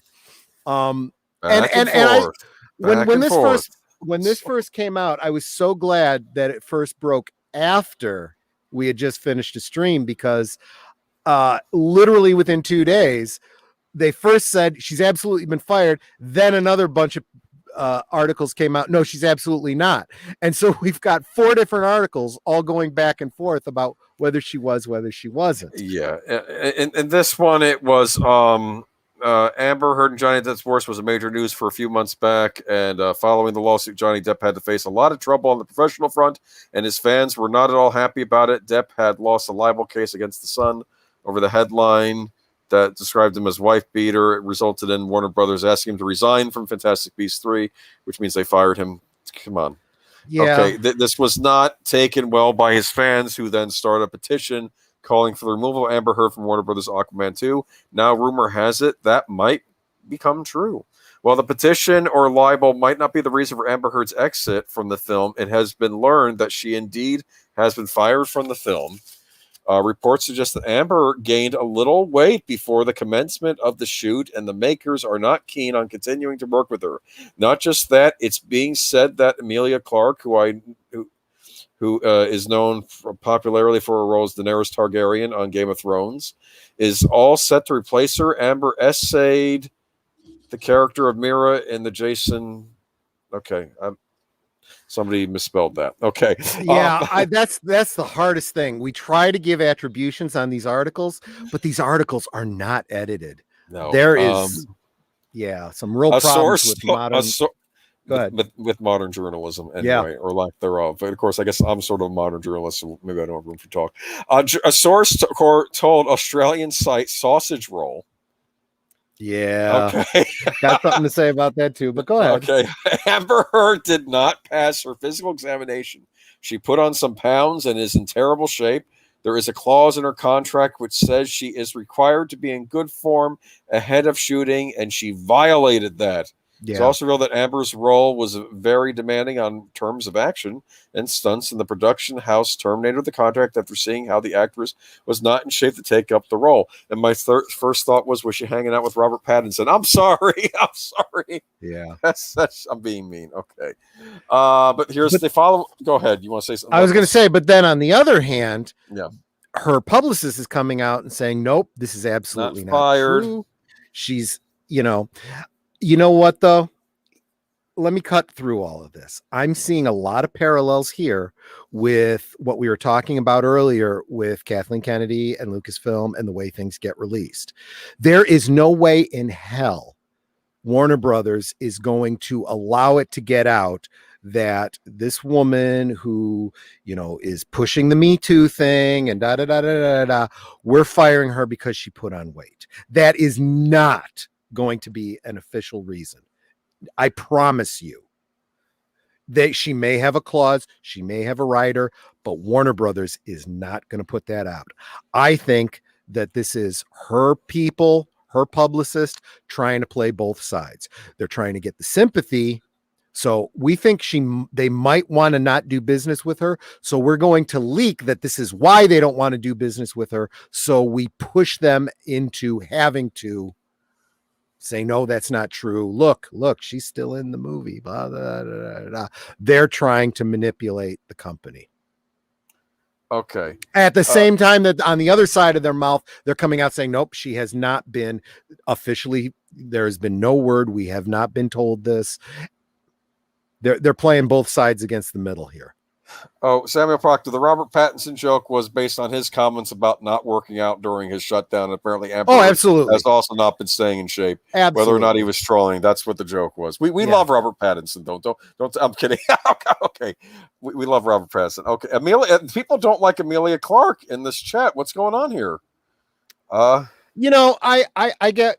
I think she's easy on the eyes myself, but I don't know. Well, here's the thing. Okay. she did a great job. A lot of people liked her as Daenerys. Don't Don't give her crap because the writers effed up the last couple seasons. That's not on her.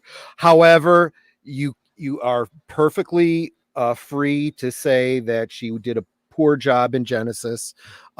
She did not have the gravitas that True. what's her name? Linda Hamilton No, she had. did not. She looked just fine, but she didn't play the part well enough. But let's face it, she was not the worst thing about Genesis. The casting for all the other roles was poor, with the Including exception of Arnold. Well, Except even Arnold, though. But even Arnold just phoned it in. I mean, phoned it in. It was. Not, I will say this: Mackenzie Davis. As much problems I had with that last Terminator movie, she took that role seriously. She got into shape. She probably should have been the one playing the Linda Hamilton part. Actually, yeah, I didn't think about that. Good point. Yeah, that would have been. But the point is that Emilia Clarke, she is not the biggest problem with any of the films she's been in. Yes, she may not be the best actress. You can argue whether or not she really is lead actress material. But that being said, I think you'd be hard pressed to make an argument that she would not be 100% a better choice than Amber Heard. Yeah. Wolf Tamia says mine also hired the chick who played Joy from Blade Runner. That's Ana de Armas, right? I'd be happy with you casting her in anything. She is one of the best. This shows way how underused. Much. This shows how much I really don't like modern Hollywood. There is a leading lady, if there ever was one. She should be in lots of movies. I don't understand why I don't see more of her. You know who else? What was the name of the girl that played like every role in Orphan Black? She should be in a whole bunch of different things. If there's one person that has demonstrated her acting chops, it's her. I don't know her name because I didn't watch the show, but yeah, I know what the concept was about clothes, right? Yeah, no, that'd be interesting. She played everything from a goofball to a heroine to straight to gay to like everything, and pulled every role of them off so well. You know, that's acting. Yeah, Melissa Harris says they killed off iconic John Connor. They did that in Terminator Genesis, and then they just killed off the character in the last one. Yeah. Okay. No, Terminator Genesis let's completely keep it messed it up. Though. Yeah, let's focus on this. Yeah. The writing of the movie, you can say what you want. It definitely had its problems. In fact, Critical Drinker just recently did a great commentary on this. Go check that out. Yeah, but that's not what we're talking about. We're specifically talking about her acting. And yes, she may not have been the best choice, but she was by no means the worst part of that movie. No. And she would definitely still be a great because what they're really focusing on is the chemistry she has with Khal Drogo, whatever the heck Aquaman's name is. That's funny. They did star together. Yes, that's why most people are shipping that casting. But ultimately, look, I am not a cancel culture kind of guy, and I have to be intellectually honest. It shouldn't have happened to Johnny Depp. But by the same token, I don't think it should happen to Amber Heard either. Whatever the hell is going on in their personal life, it's their personal life. You cast your movie the way you want. However, I will say this, as a consumer, I have every right to say, I don't like Amber Heard. I will not see a movie she is in. And if you continue to keep her in your movie, I will not see it, and do with that what you will. I think that as an actress, she probably has some bigger problems than just what's going on in her personal life. From what I've heard about, behind the scenes kind of things, I think there's other reasons that people don't want to work with her. And it's not just her personal problems with, the pirate. Yeah. But people are going to spin it as, they're just looking for an excuse because of the whole thing that happened with the trial. I don't know. Actually, I'll be honest with you. I think at this point, Warner Brothers is just looking for an excuse for when the movie does crappy to be able to blame somebody for it. So they might want to keep Amber Heard and say, well, this is what happened. People didn't like her. So that's why our movie didn't do so well. Wolf Tamina says Mira needs an actress with a fierce foxy look, and natural red hair. You know, who was that other actress on Game of Thrones? The one who the wilding that Jon Snow got with his girlfriend for a while. Oh yeah. He ended up marrying her. Yeah, and he married in real life. She might make a decent Mira, actually. She was also in Downton Abbey. Oh, really? I didn't know that. Okay. Oh, she's a natural redhead, and oh man, I could see her as Mira. I could see her as Mira. Not just gorgeous. She is a good actress. Yes, but definitely. Here's one thing I will say, however. If you are going to cast to type, those of you that are true DC Comics fans, back me up on this. Amber Heard is perfectly cast as Mira, because Mira was a complete wackadoo. She was a wackadoo. She was at times a villain. Her marriage with Arthur was very problematic. Amber Heard is a great typecast for this role. Well, then maybe she was the right casting. To be fair, I didn't have a problem with her in the role in the movie. I mean, because like I said, people can, I guess, you don't know what's going on behind the scenes. Look, I never really cared for Khal Drogo as Aquaman. So no, I have no in a way, I have very little vested interest. The movie has problems, but I will say this: it's probably the most superhero-like of the DC Snyderverse. That's not saying much. I mean, there are aspects of Shazam I liked and didn't like as well. Okay, like the funny thing about Shazam is it was like that movie we were watching the other week, the Dracula Untold. Like there were parts that were perfect, and then other parts I didn't like. And from what I've seen of Aquaman, same thing. There was a lot of things that were very true to the lore. There's some things that just aren't. I think it's the best they could possibly do, given that it's saddled in the Snyderverse. But the Snyderverse just has to die. It is just a zombie of a franchise. Well, speaking of which, there is some news about the Snyder Cut chapter title, so you know when to take a bathroom break. Zack Snyder's Justice League clocks in at just over 4 hours long, so adding chapter breaks into the movie makes sense, if for no other reason to serve as brief intermissions for people to hit pause and run to the fridge and or bathroom. See, this is a good, well-written article, okay? All right, and when the project was initially announced, it was intended to be a 4-part miniseries. It's now being released as a complete film, but looks to be retaining at least some elements of episodic structure. It's going to have chapters. Did Watchmen have chapters in the actual movie? I don't remember, but obviously the comic book did. So I know the comic book did, so I'm wondering if that movie duplicated that, because that's what this is reminding me of. Chapter 1 is titled "Don't Count on It, Batman." I keep thinking that'll be maybe Robin saying that, and then we get to see him get beaten to death by the Joker, maybe. I don't know. Okay? the Jared Leto Joker. They probably won't show that. The Age of Heroes. Yeah, that's nice. I like that. I wish we could see that in a Snyderverse movie. I'm sorry. Okay. All the King's Men. I got no clue. Change Machine. Something to do with Mother Box. I don't know. That's a particular article thought. Beloved Mother, Beloved Son. I don't know. And Something Darker. That's the final chapter. So great. Something darker than what we've seen so far in the Snyderverse. I want extra dark Snyderverse movies. Okay. You looking forward to Snyder Cut? You know what? My sister, she's like canceling her HBO subscription. She says like $15 a month. And I'm thinking maybe she didn't just have HBO. Maybe she had HBO Max. And if she does, I don't know if I should try to watch the Snyder Cut before it goes away, because we're only going to have it for another couple of weeks. Okay. You know, I mean, or maybe I should try and find that Denzel Washington movie. Personally, I'd say that's 4 hours of my life I couldn't get back. I don't think I can last that long. I had a hard enough time with Superman and Lois. I was going to say, this is your show, so maybe you feel obligated. No. Do I got to take the bullet for everybody else? I don't know. Can I play Legend of Zelda: Breath of the Wild while watching the movie? I can, because it's on the Switch. Speaking of which, that brings us to the next article. All right. I'm curious. Is there a Weeb Watch on tonight? There is. Okay. So it's not. Wait, is it a Weeb Watch? It's a rewatch. It's a Warhammer. Okay, Warhammer. Yeah, okay. Warhammer. All right. So anyway, we'll end on a happy note. Then we'll stop with Nintendo. Okay. I think that's almost at the end anyway. Okay. Nintendo has almost completely pushed Sony out of the Japanese market. Now, are you familiar with gaming, Troy, game consoles, and who the big three are? I know who they are. I just don't know much about them or what the relationship is. Big three are the Xbox, which is now known as the Xbox Series X and Series S, if that wasn't confusing enough.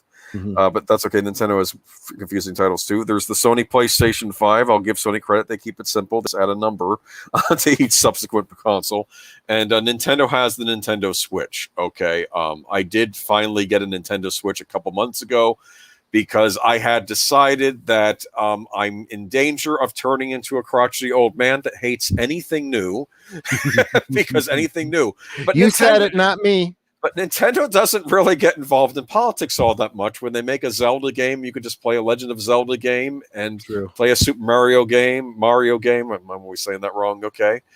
And it's saying, you know, they keep things, they try to stay out of politics. They don't go one way or the other. We're for everybody, okay? Right. I hope it stays that way. I'm expecting a month from now for me to going on a rant about something they do at the rate things are going, because there's nothing safe anymore. Anyway, but my point is that I actually was playing a bit of The Legend of Zelda Breath of the Wild, and one of the things I love about Nintendo, they will reinvent their old series for new audiences, but still keep what works, but they'll also reinvent it. So if you've never played a Legend of Zelda game, that's fine, because this is almost a complete, it's a complete open world. I spent a bunch of the game just rock climbing and trying to figure out where to go because it doesn't give you any hints. And it's, anyway, I'm going off on a tangent. Anyway, point is though, Nintendo is beating Sony in Japan. Okay. And because Sony moved their headquarters, they were a Japanese company, and they decided to move their headquarters to California.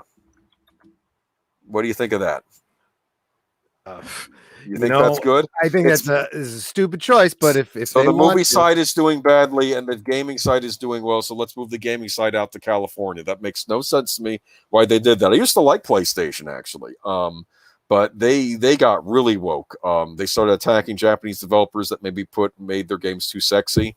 Because that feminist won't like that, and you know, trust me, there's been a whole nasty culture war going on in gaming. I think I've talked about it in the stream, but apparently the Japanese have woken up and have decided they're not going to be buying the PlayStation's consoles. The decline of PlayStation in Japan been known about for a little while, but a new report has revealed that Nintendo has almost completely pushed PlayStation out of the Japanese market. According to News Post 7, the Nintendo Switch is completely dominating hardware and software sales, with PlayStation 4 barely getting a look in and PS5 nowhere to be seen. Now, to be fair, we know that PS5 is almost impossible to get, so I don't know if that has anything to do with that or not, or if maybe you're just sitting on the shelves. You know what, though? I don't know. That's still a business decision. It's how they decided to do things. You know, the fact that it's not available is their fault. You know, it's their supply and demand. So, you know, I guess, I don't know. And I hear some of that has to do with the fact that chips are being hoarded from China that they're used to make these consoles, and that they're going to be sold to Apple first because there's been like a shortage, and it's a mess. I don't know the full details. Then diversify, find another option. Yeah, find a way to start manufacturing them yourself. I don't know if there are any PlayStation fans in the chat here, but let me see. What is it? Somebody said something about Mr. Matchstick here. Sam Proctor. Oh, yeah. PlayStation, PS2, PS2, PS3, PS4, Simple, Xbox 360, Xbox One, Xbox One X. You forgot that one. Xbox Series X, Xbox Series X. You like that? Is that confusing to you at all? Okay. Anyway. R2D2, C3PO. Yeah, that's how Microsoft droid. labels their. I still kind of like the Xbox, though I have an Xbox as well. Yeah. But the point is that Nintendo is dominating in Japan. Nintendo makes simple, clean fun. They make games for all ages, and they have different tiers. Like some games they make for teens. Yeah. They even have a couple of M-rated titles they put out. Like they do put out Bayonetta. People forget about that. It does sound like Nintendo knows their market. They know their audience, and they want to give them what they want, and they're going to make sure that they can get it. You know, and they charge for it too. Well, sure, but if you can get away with it, you do it. You charge what the market will bear. The one issue I have with Nintendo these days is they always tend to be underpowered compared to the competition. So it's not going to be nearly as powerful as a PlayStation 5 or an Xbox One or anything. But the neat thing is, though, what they have now is, though, the Switch is both a portable and console in one. You can play it in your hands, put it in a thing on your TV. You can then play it on your TV. Do you understand? Yeah. And it looks good. I mean, what I've been playing looks good. And we were having company over the other day, and I was thinking we were killing time, and I was like, they were talking with my mom and stuff. And I was like, I'm just sitting here. I wish I could just play Breath of the Wild, but I have my Switch hooked up out here. And then a light bulb clicked in my head. Duh, you can take it off the dock and play it in your living room in portable mode. I'm like, Yeah. it's really neat. And let's see, Samuel Proctor says, Breath of the Wild is the only Zelda game I've ever wanted to play and still want to play. It is great. Even if you've never played a Zelda game before, this is almost a reinvention. They've gone very open world. It's like a living, breathing open world. Like, I feel like I'm there, okay? Yeah. And it's been nice considering that COVID has us all locked in. I got to tell you, this concept of open world, they really need to be pushing that more in games, because there's so many games that I play where I just feel so limited. It's like, you got this great looking world, but I can't go explore it, and there's nothing to do there. I know that Skyrim, that was another big open RPG world that people were raving about years ago, and that was another where you go a lot of places. But really, Zelda, they give you some hints of what to do, but basically you got to figure it out on your own. Like, I'm talking to like this hunter guy in the beginning of the game, and he's saying, like, I'm like, where do I go? You have to learn a little self-reliance, son. Okay, and he says that to you, and it's like, I don't know what I'm doing, and I'm like, okay, and I just walk around everywhere. And then I went into this cold area, right? And it's freezing, right? And I'm like, how do I survive this? I'm going to freeze to death. And I realized something. I have a torch on me. I can light the torch, and that'll keep me warm as I walk in the cold area. Unfortunately, if some kind of goblin or something attacks you, you hit it with the torch, your torch goes out, and then you're going to freeze to death again. So you have to really think and strategize in your head, because it's not really easy. You have to use strategy. It's very well done, and I barely scratched the surface. I find this concept of the open world, engine so interesting. I've been reading some articles about was it World of Warcraft? One of these open worlds where they introduced a virus or something like that, and it did not behave the way they thought it would, and they had to shut down the server and reboot it, and they found it incredibly interesting, that they'd actually kind of accidentally stumbled on, this idea of contagion and modeling of contagion in an open world that maybe they could use now in the modern coof age, but yeah, maybe. There'll be a game based on that someday, I'm sure, right? Or maybe great. not. I don't know. Well, maybe not. There's always been zombie games that have always like addressed those, like those kinds of fears Dead. And concerns and stuff like that. And Brian Gilmartin, I see what you say. I've never been a fan of open world games. I wasn't always a huge fan either, but I love this one because it just feels like a living, breathing world to me, instead of just them just sticking a bunch of stuff around to make the world bigger and you're wandering around. Yeah, the thing about open world game is you need it to have the game element. The stories, need to be there, and the mainline adventures, but you also want to pepper it with enough detail that it's worth going around and exploring. When you've completed the quest and you're just bopping around on your own, is it an interesting place to hang out? I don't know. I kind of dig that kind of thing. It's kind of the same way I feel about the immersion of, certain theme parks. Do I really feel like I'm in, the Harry Potter's world or, whatever, and you see these little details that 99.9% of people aren't going to catch. But the fact that it's there and you happen to catch it is thrilling. We could have had that with Star Wars. It was supposed to be Tatooine. I know. And here's another thing too. Even if they wanted to make it based on the new sequels, I don't know why they had the Force Awakens set on Jakku, because I thought it was Tatooine when I saw the trailers. Okay. It was originally intended to be, but it was Kathleen Kennedy who said, nope. All the stories are in front of us, not behind us. Stupid. Kill the past if you have because to. You could have had it been taking place on Tatooine, and then you can basically have that part of the park. You could make it for the sequel trilogy, or if you want, change it, make it for the original trilogy. You can switch things up. Never mind. Anyway, you could have different sections based on. There's a lot of people saying that they're using this whole shutdown and COVID thing to rework Galaxy's Edge. And they may be turning it back into Tatooine. They got to do something. Speaking of other theme park news, Universal Orlando Super Nintendo World gets delayed until 2025. Yeah. And I was not happy when I heard that. I'm like, no, that's my comment underneath it. Are they saying it's because of what's going on and partly, but this is another interesting thing. They said it actually is going to be part of the Epic Universe Park. So that could be another reason. Maybe they're just going to make it part of that new Epic Universe Park, which I think is going to be another park with multiple islands. You know, like Islands of Adventure had like the Marvel section and like the Harry Potter section, different set. I think they're going to do that with this. This is what I've said about all the things that have been affected by shutdowns and whatnot. If your movie is being put off, if you're whatever, then you take the time that you're otherwise losing money to make sure that it's better. The longer you have to wait for something, the better the payoff better be, you know? And unfortunately, Disney has been dragging their asses and putting people off and spending their time, you know, closing down the problematic things and reworking them for, you know, diversity reasons instead of actually making things better.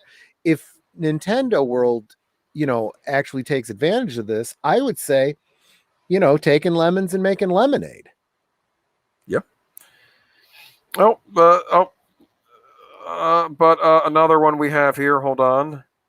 Universal Studios. This is going to be a cliffhanger because we're not going to have time to get to all of it. Mm-hmm. Universal Studios to reevaluate Dr. Seuss attraction following recent controversies. Yeah, this is a deep dive.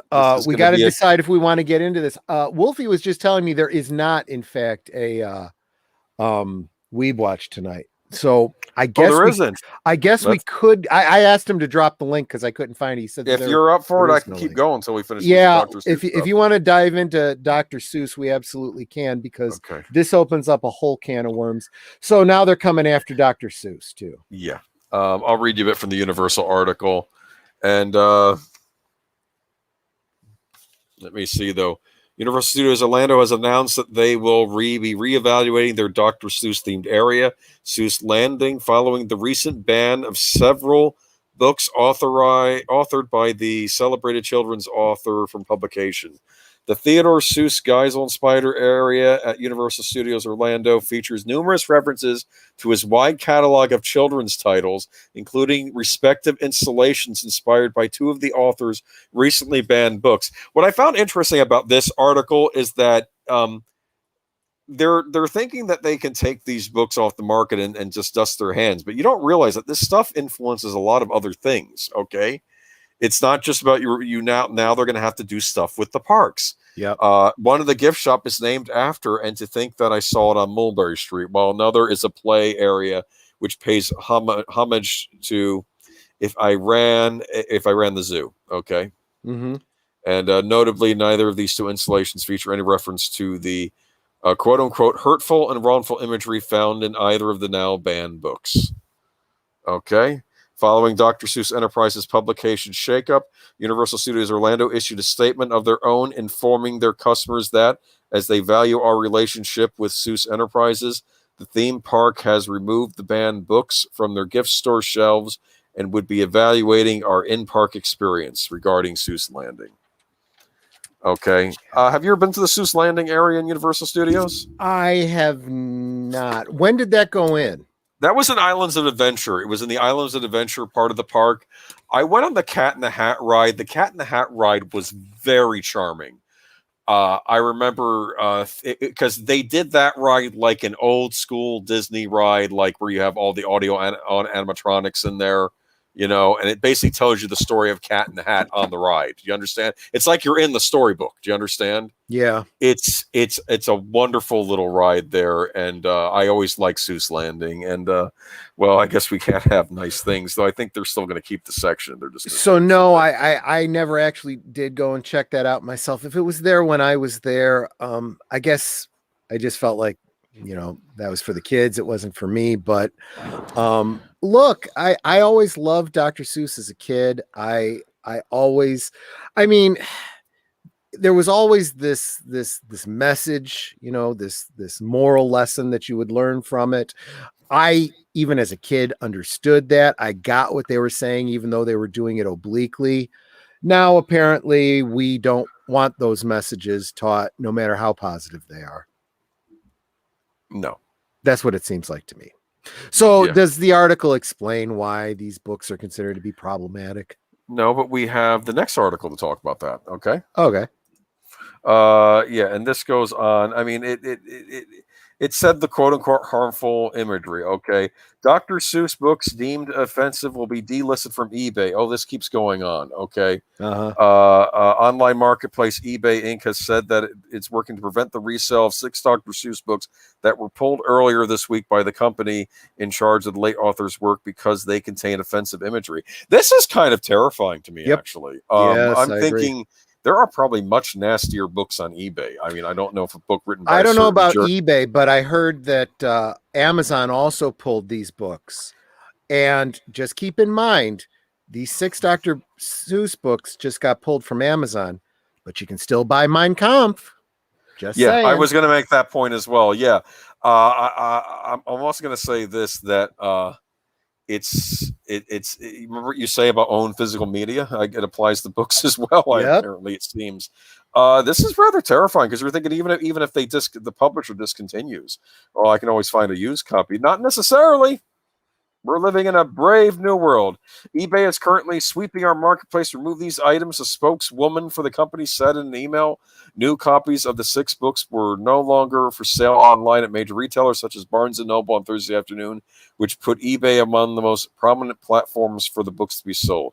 This is kind of, I mean, they're not having a bonfire, but it's almost as effective, right? I mean, well, am I wrong here? No, absolutely. And in fact, there's one article that we didn't get put in here, but I guess was it the New York Library? One of the public libraries was saying they're not going to pull the books because that, you know, is tantamount to, you know, book burning and, you know, whatever. However, they did say they would keep it in circulation, you know, and and they may or may not replace it. So you know what's going to happen. Some jerk is going to take it and destroy it or lose it or draw dicks on it or whatever.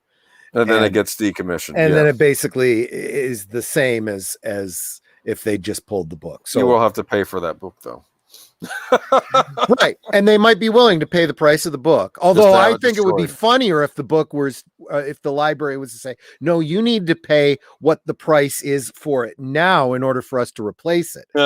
Because I understand, you know, it's going for big money. These books are going for big money. Just like what happened with Gone with the Wind for a while there.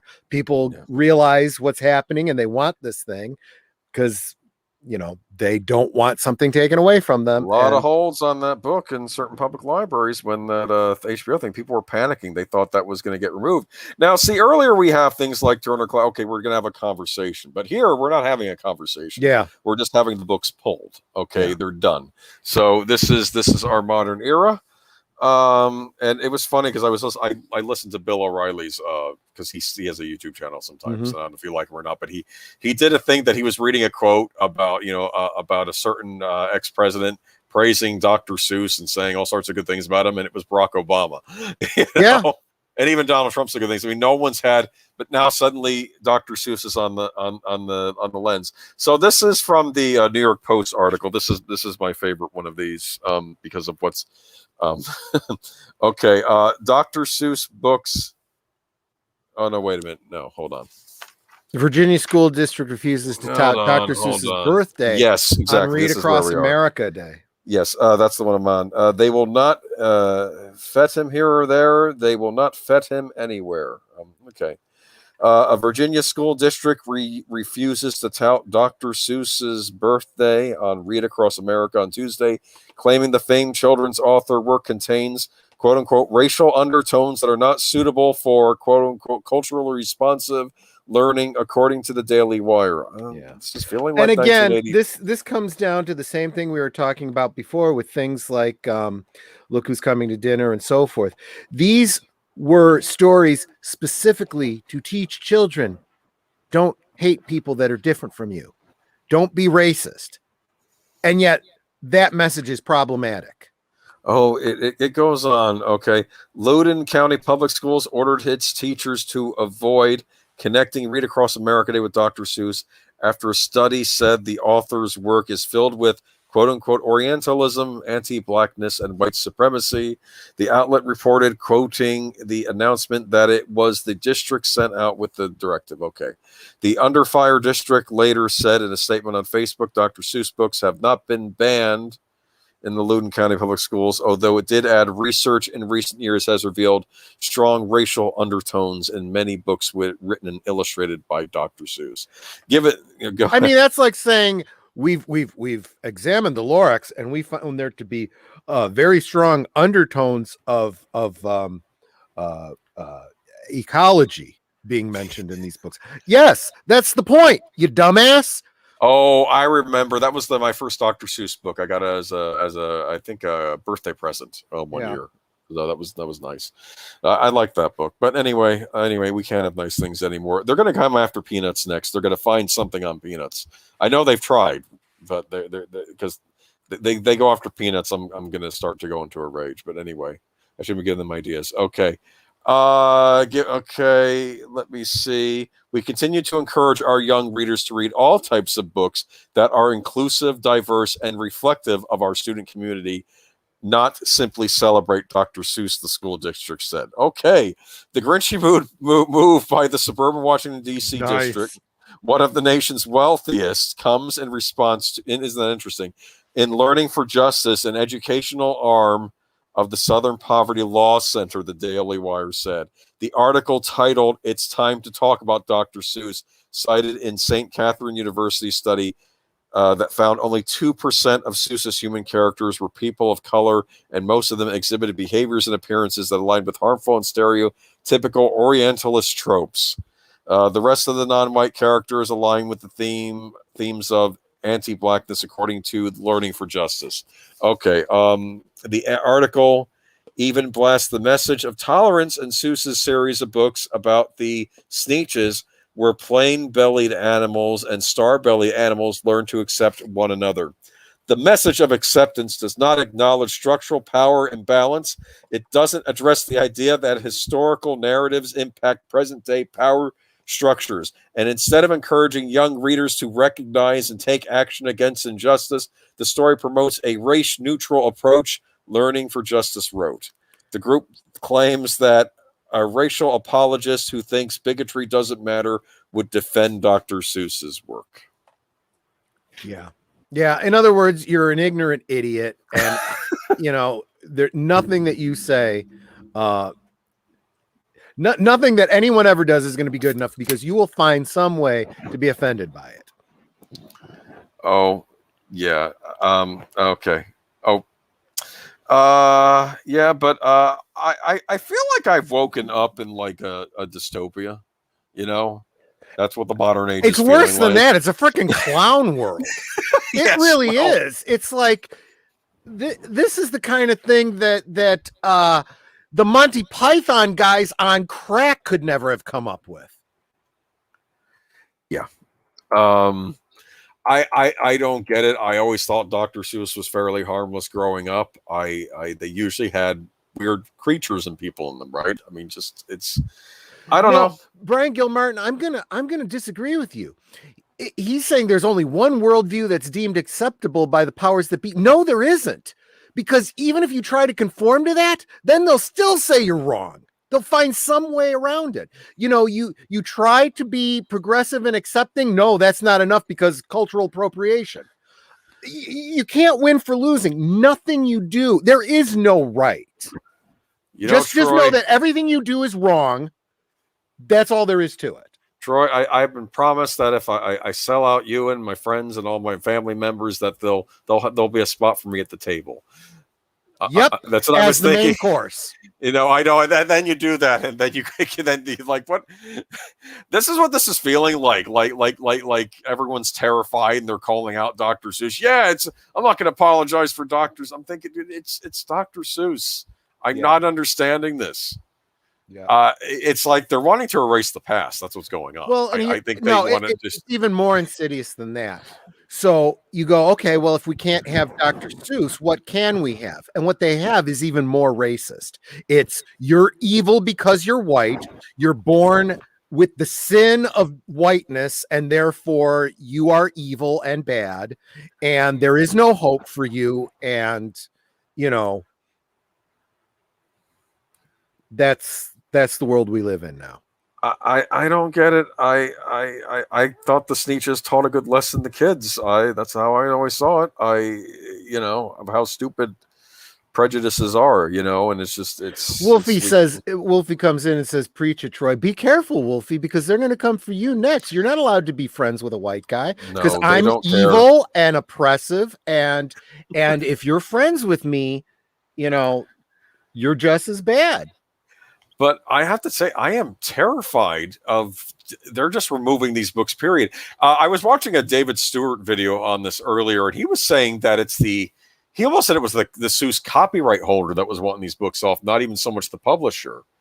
And who's the copyright holder? Okay, is any of this making sense to you? Yeah. Is this like, so does that mean like if the book ever gets into public domain, it still can't be published? I don't know. I don't know. Well, see, the problem with it is, though, public domain simply means that you have no control over it anymore. That's, it's public domain. It belongs to the public. You cannot censor it.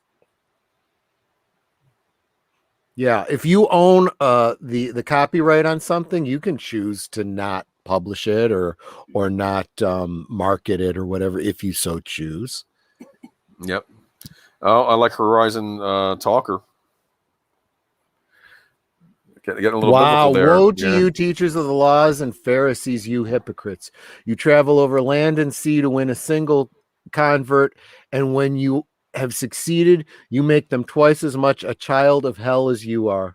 Gosh. Yeah, well, preach it. I mean, right? If anyone knew the truth. I mean, and I don't know. I'm thinking too, I don't know. It's just, but that puts it really in perspective, because the modern people, preaching this wokeness, that's just it. They're preaching a religion that they've created.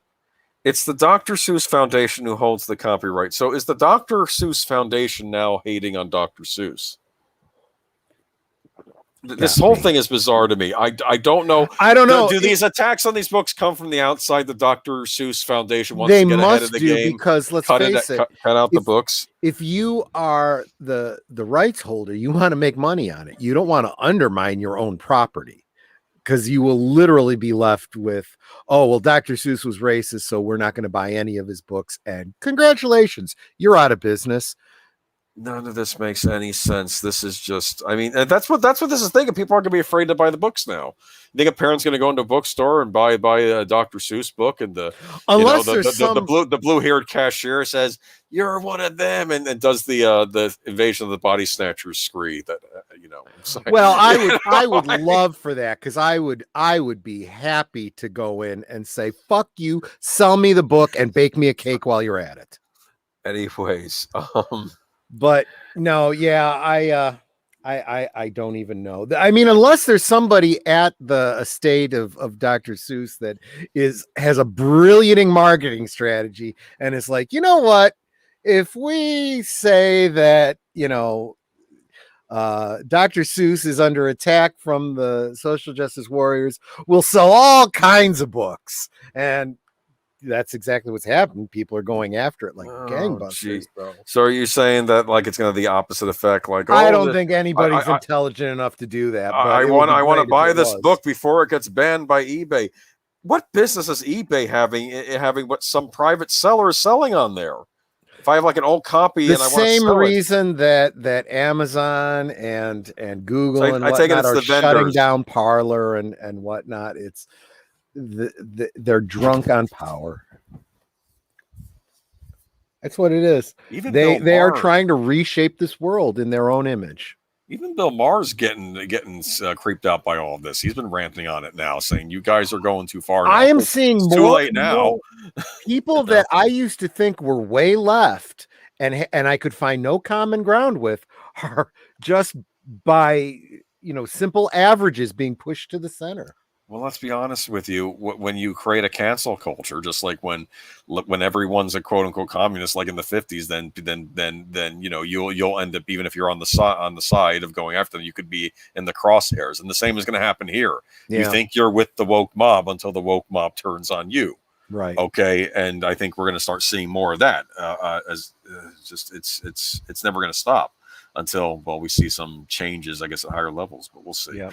But happy news, right? Big Star Trek fan, Troy, right? You're the Klingon cleric. Yes. A new Star Trek movie is coming from a Star Trek Discovery writer and Bad Robot. Very exciting. I'm being sarcastic, yes, of course. You are. Because J.J. Abrams can do no right. Anything from Bad Reboot and their ilk is not worth it. This is not Star Trek. And honestly, this is the same kind of news that we've been seeing for years now. Where is Georgiou and Section 31? And where is Star Trek 4? And where is the what's it called? Tarantino Star Trek? What about These Are the Voyages? Weren't they supposed to do a series with they make young all Kirk? Of these? Yeah, they make all of these announcements every time they do something new over there at Paramount Plus, what used to be CBS, all extortion, whatever, because they're trying to build up hype. They're trying to get in, marketing dollars. They want people to invest. Midnight's Edge just today released a great video that kind of summarizes it all. Yeah, I sent that to you. Yeah. The one thing they are speculating, though, is the reason that this may be different is because it may not be a movie as in a big blockbuster type of film in the theaters. It might just be like a Star Trek Discovery type of movie. It's made for TV movie. It's what we used to call made for TV movies. We got all these sets. We just got to say, new Star Trek movie coming to Paramount Plus. Show a couple of glitzy shots, and then people watch and realize. Here's the aspect that I don't know if you caught this or not, but they pointed out that I found incredibly interesting. This is another thing, just like we were talking about with other marketing release things. It didn't come out from Paramount Pictures. It wasn't an official release. This was a leaked sort of thing. And a lot of people are speculating now that it was, what's his name? That glasses wearing guy that's been in charge of Star Trek for so long. Kurtzman? Yeah. That this is Kurtzman's guys trying to, say, look, this is what we're planning to get enough people interested to force Paramount to have to go ahead with it and say, okay, yeah, we'll do that because we got money for it and we can justify it and it's cheap. And, in order to do this, we're going to have to re-sign with Bad Reboot. They're trying to get them to extend their contract, which Paramount does not seem to want to do. So it just becomes a question of, do the folks at Paramount understand what's going on and know enough not to keep these dingbats around, or are they going to go ahead and continue to flush Star Trek down the toilet? What do you think? Flushing Star Trek down the toilet? I'm not so sure. Okay. I'm wondering if they might not see this as their opportunity to change gears. Just make a decent Star Trek thing, whatever it is. It's not happening anytime soon because we already know that there's going to be a 4th and 5th season of Discovery. They're locking it in because they've already started and they're filming both seasons back to back. Apparently Kurtzman's shop has invested even more money to keep it going. They're literally ginning up the numbers by investing in their own stock, so to speak. I'm making an analogy. I'm not really talking about stocks, but they're investing in themselves to keep this thing going. Personally, I think throwing good money after bad, but it's their money to waste. Unfortunately, it does drag out this zombie trek that won't die. that it won't die as long as they keep pumping money into it. Look, you can pump poison through a water well. No one's going to drink it, and if they do, it's going to kill them, but you can keep doing it all you want. And now they're saying the rumor is Q is going to be on Picard season 2. Maybe he can redo the show and make it good. I'm sorry. I don't know, because Picard didn't bring in the people. Do they think Q's going to?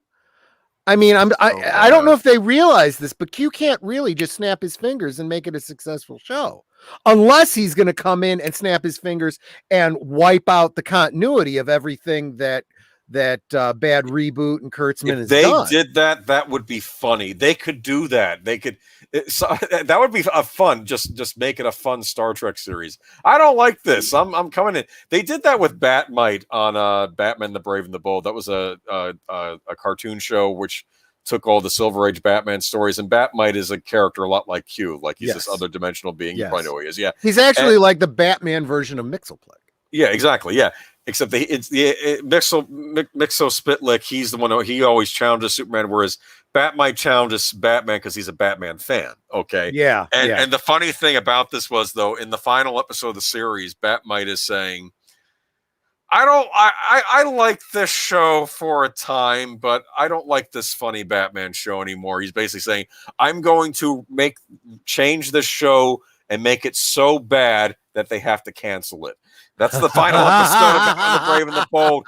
And they do things like they give they give Batman like a dog sidekick. Well, Ace is, I know you're thinking Ace has always been part of the comic books, but not his nephew Scrappy Ace or whatever. And it's like Scrappy Doo from like he's talking. And like he gives him like a bat luge, like because they were making fun of like all the different toys they made for the movie Batman and Robin. And he keeps doing things to the show to make it worse until finally you see some executive at Warner Brothers saying, you know what? I think it's time for it to go. Let's do our CG animated Batman series. And then, like, he sees a preview, and then, of course, he messes himself up because Batman basically tells him, "Yes, you've kind of got rid of the show now, but there's not going to be any place for Batmite in a serious Batman series." And then he's like, "Oh no!" And then he disappears. Nice. It's a funny final episode, and that whole show was funny, well written. That is funny, like a good last hurrah for Warner Brothers Animation, but what did I want to say? 2 people had comments. Samuel Proctor with McCarthyism. There's a lot of rewriting history the schools have done. I have no doubt. You're right. I was using that as an example, but I don't even know what the truth is with that anymore because I've been fed lies a lot of my life. So I don't know. What do you think, Troy?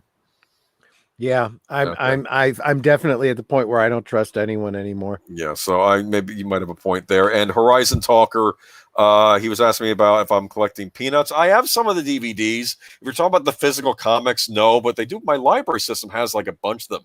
They had Peanuts comics from the 50s, and he had a completely different set of friends. Yeah, and like they brought new people in, but they kept the old ones around. That's why if you watch like stuff like the Peanuts movie and other things, even his old friend characters are still there in the background. They have everybody there. The attention to detail is always great with those. And I would collect Peanuts, but Netter keeps feeding them to the squirrels, so I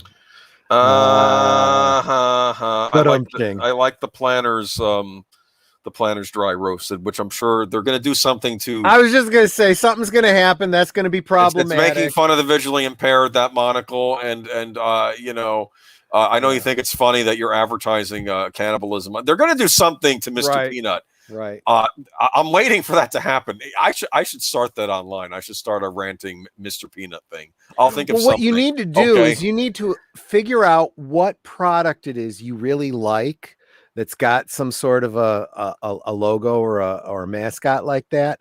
And if you want it to do really well, you go out and you say, now they're under fire because this, and you start that rumor and people get all upset about it and they'll start buying like crazy. And your favorite product is, safe. I don't know. How would that work though? I'm just Oh, Horizon Talker, for crying out loud. Look what they did to Data in that movie, in that show. I mean, they don't care. They're just making crap up as they go. They're rewriting continuity to fit whatever story they want. It doesn't have to matter to them. They They do could not also care. use that wonderful de-aging software that Disney has, and they'll loan it out to them for a few billion, right, or for a few million, and they'll use that on the show, and they'll be even. I More saw and more the anti-aging that they did on Brent Spiner. They're not using the stuff that Disney has. They're not using deep fake. They're using the stuff that they used when they made the Money for Nothing video back in the 80s. That's what they're using. Oh man, That's kind of what Data looked like. I mean, that's how I'm bad it gonna was. spoil Picard for y'all. You know what the finale happened in the finale, right? Yeah, they killed him. They put him in a robot body, and He's a robot now. He's an android. That looks exactly like.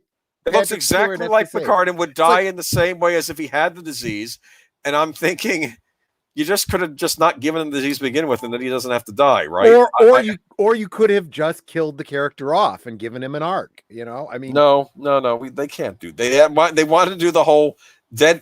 They did seriously what they made fun of in Deadpool 2, where he, because Deadpool can't die but unless he's wearing the anti-mutant power collar. You got to leave the collar on me so I can die. So this little kid can get the lesson and not become an evil villain in the future. And it was so fun. Sorry, it was fun. And the death scene kept going on and on and on. Yeah. And it was just, I'm sorry, I'm laughing because it was so stupid. Yeah. But Star Trek Picard, but in that it was meant to be. Yes, I know. That's the point. It's just, I love that, and everyone's like, "Oh, come on already!" Yeah, no, there was nothing good about. Even when 7 of 9 shows up and she's looking really, really hot, they found a way to ruin her too. It's like, Oh, Samuel Proctor has a comment. I remember hating Brave and the Bold when I was little. The more I see clips on them, the more I realize how crazy I was, probably because I didn't like any non-Nolan Batman. I have to say, Batman the Brave and the Bold is the anti-Nolan Batman, okay? Mm-hmm. I think it was made in a reaction to the serious Nolan Batman movies that says, we're going to take all the goofy stuff and stick it all in one show. They have an episode where he's in the future, like a post-apocalyptic future. Uh-huh. Where you have like Dogmen and stuff, which I guess was a DC version of Planet of the Apes that they made comic form back in the day. Completely ridiculous. He goes back in time and meets Sherlock Holmes, and Sherlock Holmes deduces, "Oh, I see. You had a trauma when you were a child, a death in the family, your parents, and you got scared of bats, and you took what you feared and made it your own." And he basically deduced Batman's origin just from what we're looking at the costume. That's brilliant. Yeah. Anyway, did you know that they actually in canon in the Silver? Was it the Silver Age or the Bronze Age? It kind of blurs together, but in theory, Batman did meet Sherlock Holmes. Now, he was a very old Sherlock Holmes. But it was and it was one of the annuals, I think. One of the, like in the 1930s or something, right? It would have been like I don't really remember that Mr. Holmes movie. I wonder when. I think the Mr. Holmes movie takes place maybe in the 30s or something, or the 50s. He's like an old man. Ian when played Gandalf? Ian McKellen? Yeah. Okay. But anyway, do you have anything else to talk about? I am getting burned out here, and I think we covered all the news stories. I think the only other thing that a lot of people are talking about, and I don't know if you want to get into it. I'm going to get into it. I agree. What is it? Okay. WandaVision. Okay. Everybody's talking about it, and I actually heard the live stream. Wolf 10 is saying, let him watch. Is that in reference to WandaVision, Wolf 10? Do you not? Do you want us to table until next week? We can talk about it next week. If you don't want me to do any spoilers, I won't talk. We'll wait a week. We'll wait a week. Okay. All I'm going to say is this: did you like it or? Everybody is expressing disappointment with it. The guys from Midnight's Edge are even comparing it to the last season of Game of Thrones, and I was like, well, geez. I mean, I wasn't really happy with it, but I wouldn't go that far. That was pretty scathing. But yeah, there's again, I won't ruin the last episode, but I will say that there's really no payoff to it. No aged boomers stay away from it. Okay. They stretched it out so far so badly. All of these little Easter eggs, and none of them paid off. Little hints, little clues, little teases, and none of them pay off. Oh, never mind. Wolf 10 said that was for Raven the Boat. Okay. Troy, let her rip. I'm giving the warning, chat. If you're planning on watching WandaVision, just tune out right now.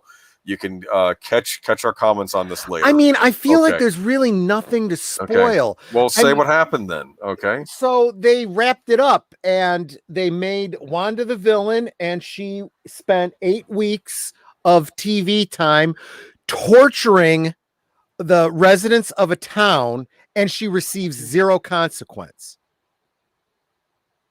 Really, that's what she did. She turned this town into her little Sims world so she could live out a fantasy of living in suburbia with her dead husband and 2 kids that never existed.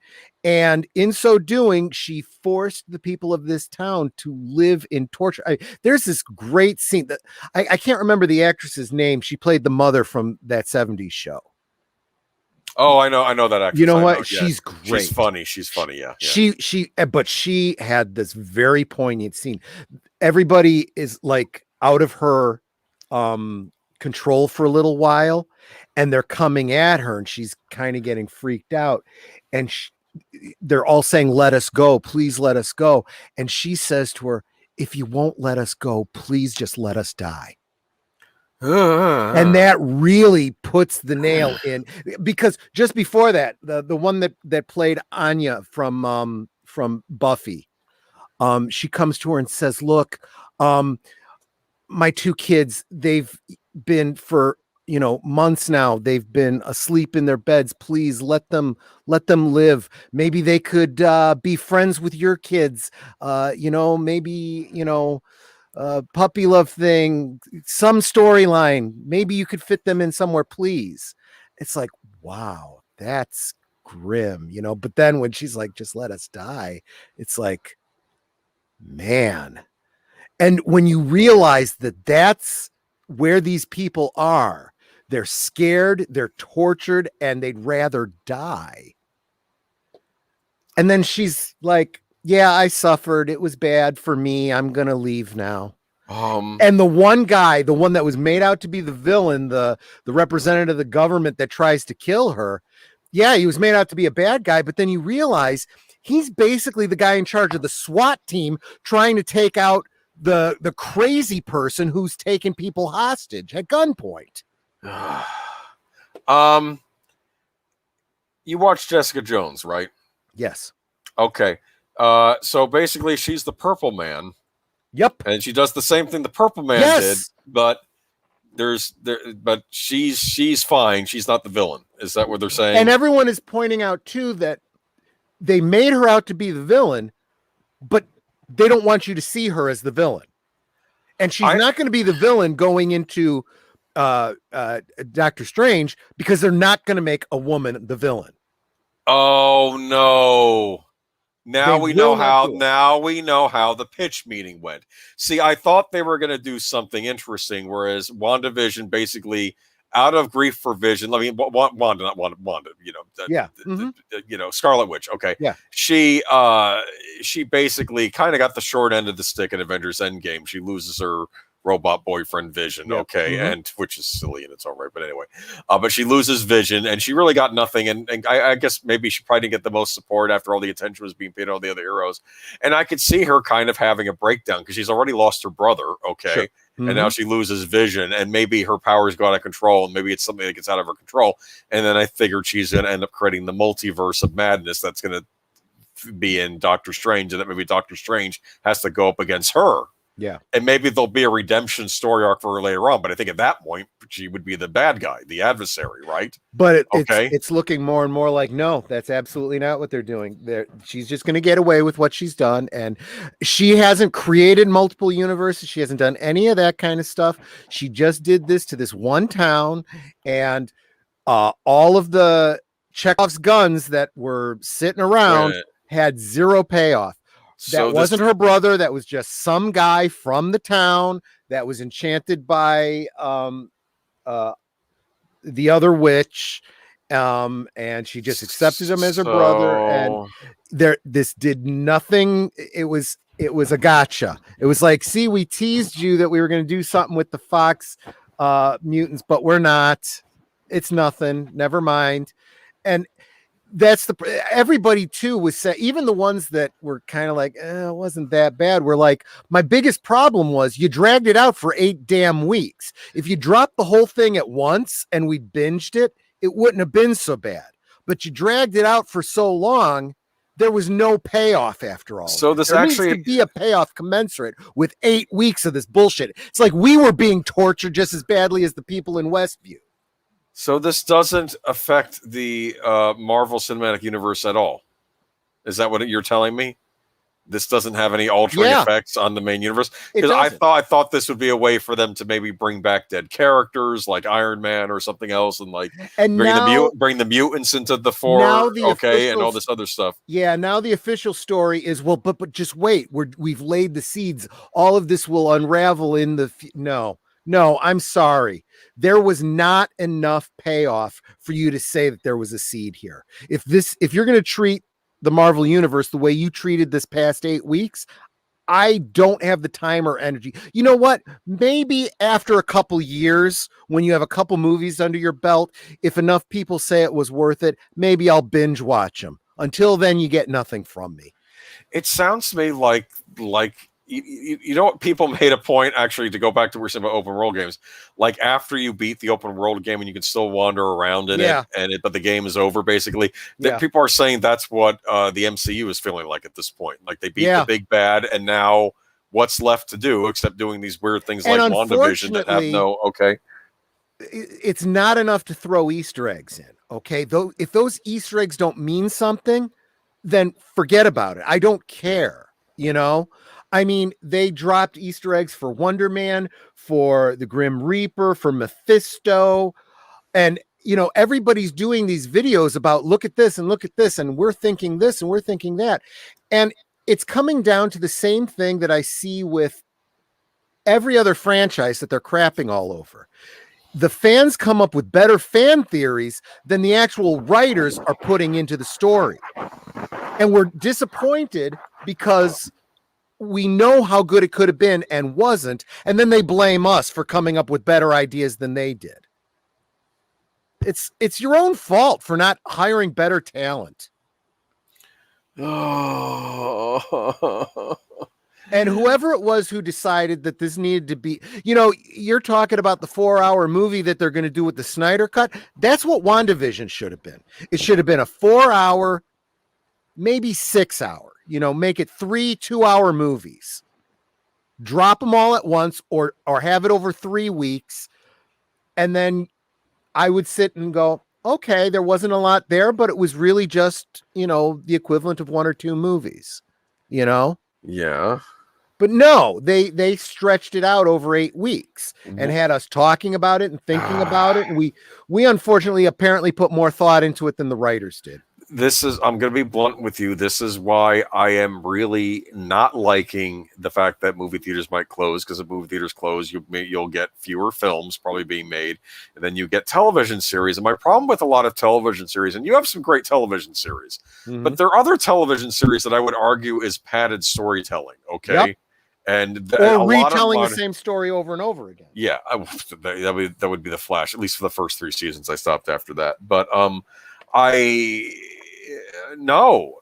So it looks like you were disappointed with WandaVision. I was disappointed. I like what Horizon Talker is saying here. WandaVision has turned into film theory fodder, the show. You know what?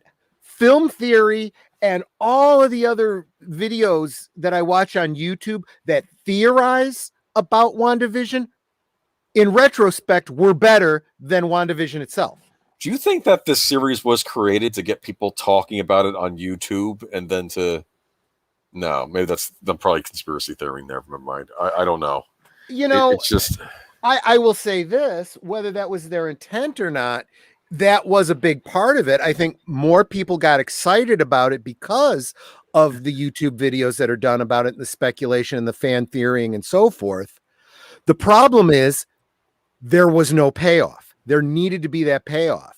and they realized they shot themselves in the foot. Now, a lot of people are coming down on, I'm forgetting the British actor who played Vision. Yeah, coming down on him. Why? Because he made a comment earlier on. He said that he was going to be working with an actor that he'd been wanting to work with for a long time. He always admired a great deal, and he had really, really good chemistry with. Okay. It was a joke. It turned out that he was working with himself. Okay. And unfortunately, coupling that comment with a completely separate comment where an interviewer asked Elizabeth Olsen, there was a lot of, hoopla about The Mandalorian that ended with this big surprise reveal of a Luke Skywalker cameo at the end. Mm-hmm. Is there anything like that, a Luke Skywalker type reveal for WandaVision? And she just said yes. She didn't elaborate. She just said yes. So we have no idea what she was talking about. But what we did expect was as big a reveal as the Luke Skywalker thing. And people speculated that there would be an appearance by, Patrick Stewart or someone playing Magneto or, Reed Richards or somebody, right? Or Nicolas Cage as Ghost Rider or something like anything that. At this point. Not a thing. Not a flippin' thing. And they coupled that with the comment that Vision made. I am not as harsh on him because I see the joke that he made and I'm like, oh, that's funny. I like that. The fact that it got blown out of proportion, that's kind of for the marketing department at Marvel to deal with, because there was not that payoff. And I'm not just saying that it was a failing on marketing and on the people giving interviews. I'm saying there was another reason we were expecting that payoff, and that's because so many things were hinted throughout the course of 8 damn weeks. You don't string people along for 8 weeks for us to go, yep, she just tortured a town and then went off to the woods to hide and read a book, and that's it. Go on to the next thing. Are they planning to do more seasons of this, or is this a one-off? No, it was one-off. Okay. From here, I guess Wanda makes a brief appearance in the next Spider-Man movie. Oh, for the love of Pete. Okay. And actually, the last Spider-Man movie, was it Far From Home, is actually supposed to be set after WandaVision. So that had a lot of people saying, well, WandaVision opens up the multiverse, and that's why when they talk about the multiverse in Far From Home, it makes that much more sense and stuff like that. Right. Nope. There's nothing there. There's no connection. So the fact that when they take place in reference to each other means absolutely bupkis.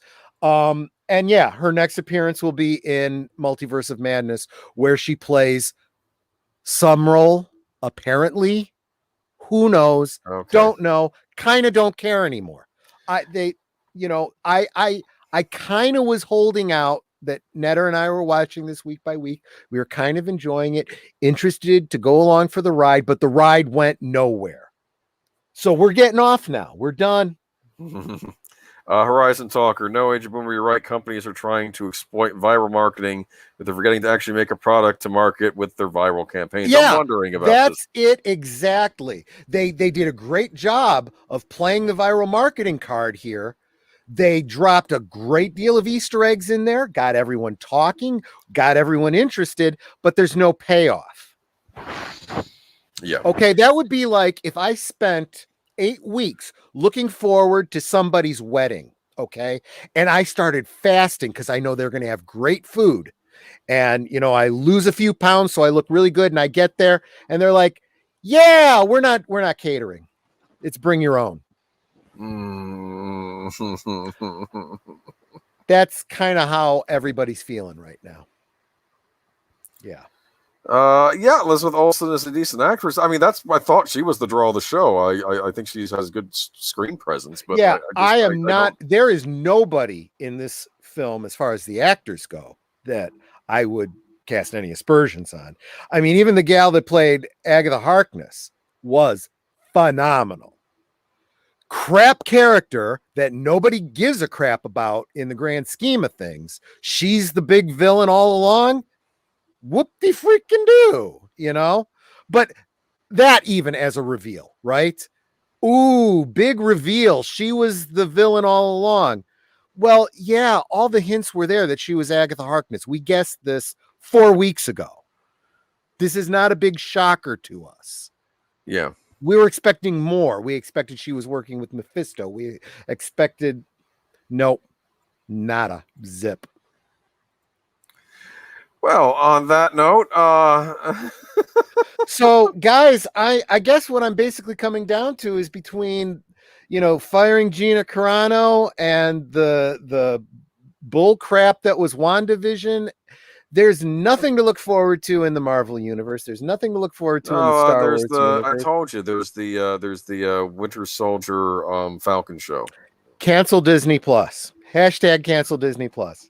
I told you. I got a suspicion it's going to have an anti-nationalist bent to it. They're going to do a flip. They're going to do a flip because the villain is supposed to be anti-nationalist, but then the villain's going to be the good guy, and it's nationalism that's bad. I don't know. I just have a suspicion that's where they're going to go. It's all upside down because the villains get away with it, and the people that are actually right get arrested. That's what I got from WandaVision. That's all I need to know. There's no reason for me to bother with Winter Soldier and the Falcon and Captain America 2 or whatever it Gotcha. is. Oh, I'm seeing the chat here. I hope everything's all right. I didn't see what comment you made, Leia plus size or anything. I didn't know if YouTube moved your comment or something. I don't know, but hope everything's all right in the chat. What happened? I don't know. She says she deleted the comment or somebody deleted the comment. I don't know, but anyway, I hope everything's all right. In the chat. I can't imagine, but if anyone's offended, maybe take a chill, and I have no idea. I don't know if there's anyone in the chat or not. I don't know. Perhaps assume that no offense was intended because we know everybody in the chat here. Let's not get all cancel culture amongst ourselves here, all right? Yeah, and even if someone does say something stupid once in a while, we've all said something stupid in our lives too. Okay, But, I mean, if you delete your own comments, that's entirely fine. But neither Boomer nor myself deleted anything. So no, and I don't know if David think. Okay, she's. Fine. I don't think so. Okay, maybe it's nothing. Okay, but I hope everything's all right. But it's getting late. How you doing? You have to work in the morning, don't you? Okay. What? Yeah. No, she was just saying that Leia deleted her own. You're right to do that, but we're not censoring you, and please don't anybody, go jumping on each other. I remember once on one of my first Professor Geek streams, I said the R word by accident, the R word that ends in an ape. But it was an accident. It was a typo when I was self-correcting something, and then someone said, shouldn't say that. That can get a stream thing. Yes, I understand that. I didn't mean to put that word in there. It was when my Superman DVDs were all going to pot on me. I don't know what company Warner Brothers used for those, but they all were like, how they say own physical media except for the Superman DVDs that released years because they don't work. Well, let me tell you something. I rebought them on Blu-ray. It's ridiculous. I was picking up because I'm just a completist. Even if something in a series is bad, I'll still get it just to complete my collection. And I had gotten all of the RoboCop DVDs, including that. I'm forgetting it. There was the TV series, but there was also a series of movies made for TV. Oh, really? I never seen those. Are they any good? I can't remember what they were called. It was like RoboCop, and it had like a subtitle. Okay. They were pretty good. But like the second of them, the disc didn't work. And then I sent it back and got another one. That one didn't work. So I knew it was something in the encoding on the disc. So what I did was just to see if it was what it was, I made a copy of the disc, and the copy worked. Interesting. Yeah, it was the weirdest thing. So sometimes it's just a matter of how a disc is encoded, or they just had a bad script in there, and it was probably in the copy guard too. So just by making a copy of it, which is legal to do for your own purposes of your own purchase disc, which is what I was doing.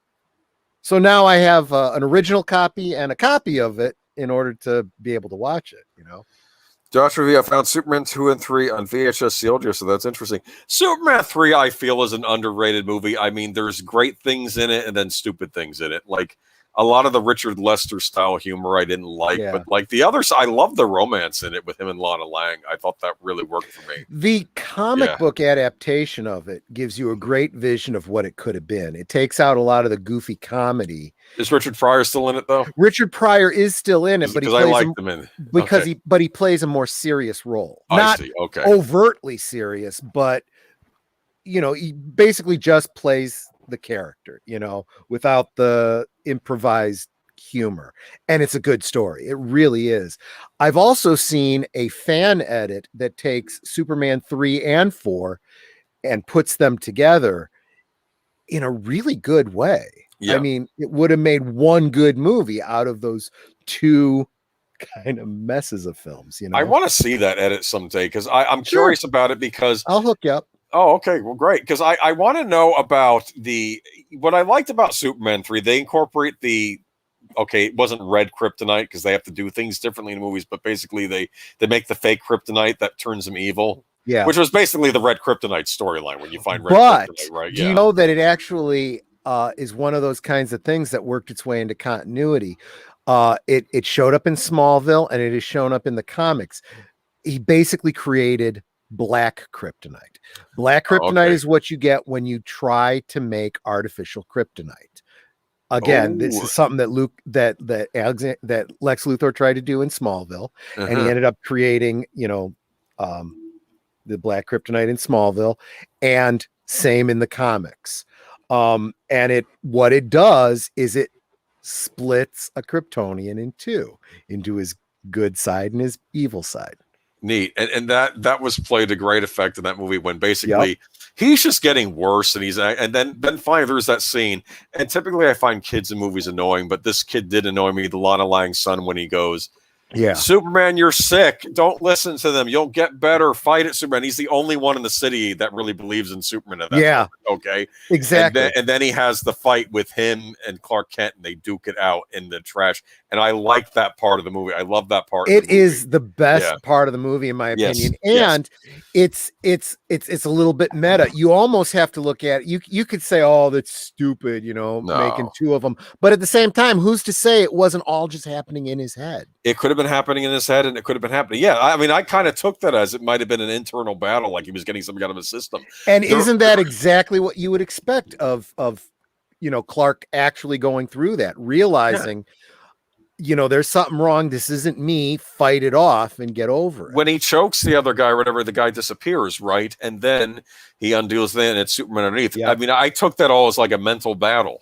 Yeah, and I really liked it. Like he was basically, the kid was right. He was poisoned, and he had to get it out of his system. Okay, exactly. And I that part of the movie I loved. I mean, there's other stupidity like. I remember when I first saw that movie with my mom, and she was like, "Well, wait a minute. If he's split in two and Clark Kent is fighting Superman, how come, Clark Kent is able to survive, all the," and I'm like, do you think Clark Kent doesn't have powers too? That he loses his superpowers when he puts on his suit and glasses? They're both the same person. That's the thing. Exactly. Clark Kent is Superman. Superman is Clark Kent. Okay. I mean, granted, I don't know. But it was just cool. That's why, because you didn't want to be like two Supermen fighting each other. You wanted one to look like Clark Kent. That's why. I even like there was somebody did a parody comic where Lex Luthor, someone says, says to Lex Luthor, you're so smart. Why haven't you figured out who Superman is? And he says, who's to say I don't already know who Superman really is? Well, why don't you just tell everybody? No, I don't want to do that. Do you think he has any less power when he's not Superman? I can't go to his house and shoot him. That's not going to do any good. If I kidnap, someone he loves, do you think he's not going to rip me apart? I mean, at least when he's not Superman, that's some time off where I could do my evil schemes. Oh, good point. Like if he can track Clark Kent, then he can go, oh, that's right. That's pretty smart. And so in my head, after reading that, especially after Smallville and the way I didn't like how they ended the series, in my head canon, Lex Luthor knows that Clark Kent is Superman. And that's part of why he hates him, because we could have been friends and you kept this from me. And, you know, well, they did that thing where he got the mind eraser thing, whatever. Which I thought was stupid. I'm like, that's not convoluted. necessary. It's not necessary that Lex Luthor not know. But I'll say this: I did like that it was kind of a heroic act by his half sister? Who was that? The other woman? Oh yeah, she was Tess Mercer, who was supposed to be a riff on Miss Tessmacher, yeah, or Mercy. Also a reference to Lena Luthor from the comics. Okay, and basically I like the fact that she had a redeemable, that she didn't end up becoming a villain, because she realized, like, I think she was fascinated by Superman and was trying to do bad things to bring him about, but then I think she had a good arc and she became a good person at the end of the show, which I thought was interesting. I liked her character. I just felt like she was an amalgamation that didn't need to be. I think it would have been better if they did the whole Lena Luthor story and she was just his sister. And I think Miss Tessmacher should have shown up and she should have just been his secretary. Man. That's just it. Just refer to, just have him and not even show her. For the longest time, just having her, Miss Tessmacher, can you hold my calls for me? That kind of a thing. And then, like, she's off screen for a while. Yeah. That would have been neat. Yeah. And if you want to introduce her in the last episode, you could. Doesn't matter. I always thought that would have been great. They did that in the comics. There was an Earth 2 comic where it was their take on Earth 3 from the Silver Age, the alternate universe where everyone's flipped and Lex Luthor's the hero and the Justice League is all evil. And in that world, Lex Luthor does exactly that. He gets up and he's like, I have to take a trip. Miss Tessmacher, can you just cover, my calls for the day? And it's like, that is a great little reference. And where he was actually going was to our universe to, try to get the Justice League to help him with his Justice League or in Justice League. But anyway, I love that idea of Miss Tessmacher being, and by the same token, they also did this. His head of security, his bodyguard, Otis. Mm-hmm. Yeah. Yeah. I thought that was brilliant too. I remember Otis. Yep. Oh, by the way, they did that alternate universe thing in the season finale of the first season of Batman the Brave and the Bold. And Batman goes to another universe where basically the Joker is the hero. Do you understand? Because they didn't want to have to be Lex Luthor as a hero. And it was funny. And the clever thing, first Owlman is in our universe, and then Batman. No, that's right. Batman comes to our universe. Owlman comes to our universe because Batman goes to the other universe.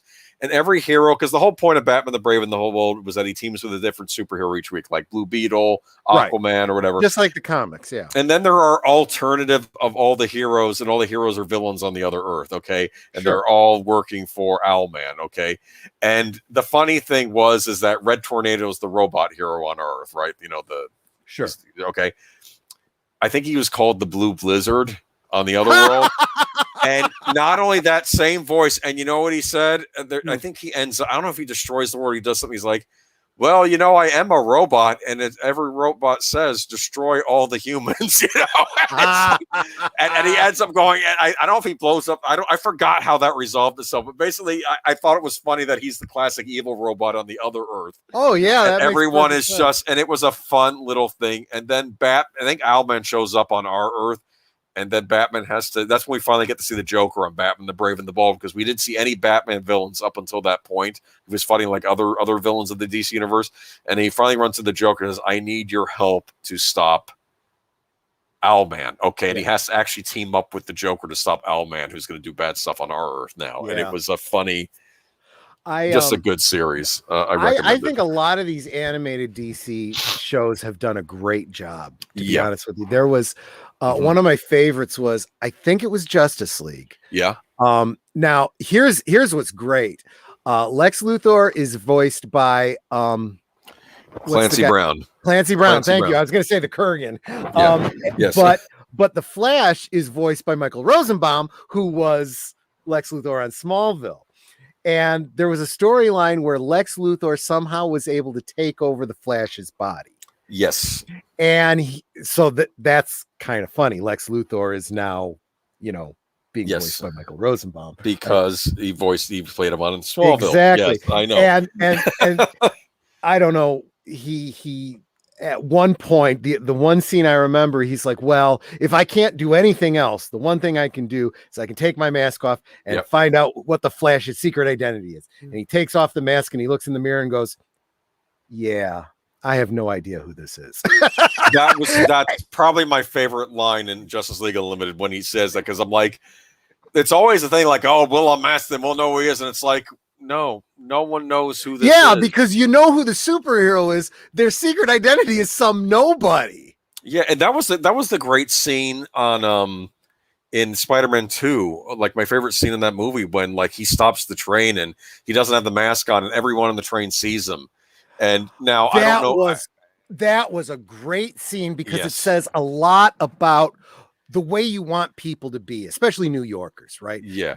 The one I heard, and I think it was a woman's voice, I'm not sure. He's just a kid, and they have all this compassion because this guy just saved their lives, right? Yeah. It's like, doesn't matter. We didn't see your face, kid. Just here you go. Here's your mask. Yeah, they were shocked. It's like, he's a kid. Like, they didn't, because no one knows what Spider-Man looks like. And they said, we've agreed we're not going to say anything to anybody about what you look like or anything. And that was a nice moment in the movie. Not that okay. I could describe him to you, but he's a white kid in his teens, dark hair. Yeah, exactly. They could anyway, but yeah. That's about half the teenagers in this town. So good luck figuring out which one Spider-Man is. Oh, I miss Spider-Man too. I miss the Sam Raimi Spider-Man universe. Anyway, that's okay. He's going to be coming back in one of the upcoming films, the movie version of Into the Spider-Verse, apparently, along with every other character that's ever been portrayed. And in Michael a Marvel Keaton's film Batman will show up and fight the Vulture. And he'll come in and say, Martha. I don't know. I'm just thinking of all the stupidity we can do. Like, no, seriously, because yes. All right, it's getting late, but anything else to add? No, anyway. We actually, because we were able to take a little extra time, we were able to get through every single one of these notes. So nothing else. That episode was the Great Brain Robbery. They knew how to write titles back then. But I am going to highly recommend, if you ever can get your hands on it, Batman the Brave and the Bold. I'm gonna have to check it out. Yeah, it's lighter than because it was. You can tell that the people that worked on Batman the animated series and Just League worked on it, but it's a comedic take on the whole thing. But it's fun. Let's just say this: they have a Christmas episode the first season, and you just realize how messed up Batman is. Like, Blue Beetle says, hey, my mom's making a turkey dinner for Christmas Eve. You want to come over and have some? And he goes, crime doesn't take a holiday. Oh, come on. And it's like, you could take a day off. And that's when Red Tornado is trying to figure out what Christmas is all about. But see, that would be a great opportunity for him to be out on patrol and nothing happens. And have Robin or someone because someone say to him, well, I guess maybe crime did take a day. The evil villain Funhouse has plans that Christmas to have all his best-selling toys are going to steal all the jewels out of the kids' houses, and bring them to them. And I'm thinking, Funhouse, you made a best-selling toy. You probably made lots of money off that toy. Why do you need to not have that toy steal things? Because you're already making money. That does make you think of that line from Austin Powers, when we'll hold the world ransom for $1 million. Well, you realize their references your legitimate holdings actually make over $1 billion. That in interest alone. Exactly. Like in a week, you get that in interest alone. They're like, silence. And what I thought was funny too, the Batman the Brave and the Bold, it does a lot of callbacks to the Adam West show. Like, I think Egghead shows up and other villains like that, and also just a whole gamut of obscure DC villains I've never heard of. But then also regular Batman villains will show up on it too. And Adam West does a guest voice on it every so often too. Okay, so that's neat. Have you seen the two Adam West Batman animated features? What? I'm sorry, what? The two Adam West animated features? I've only seen the second one. I need to watch the first one. The first one was even better, yeah. The Two-Face one I loved because William Shatner and think about it. The two big 1960s television series were Batman and Star Trek. So, of course, have William Shatner play Two-Face. Perfect. Yeah, And I got a kick out of that one. I need to watch the first one too. you But do. yeah. They of course Julie Newmar does. She reprises her role as Catwoman. Catwoman both. But Yeah. they do a scene that does a nod to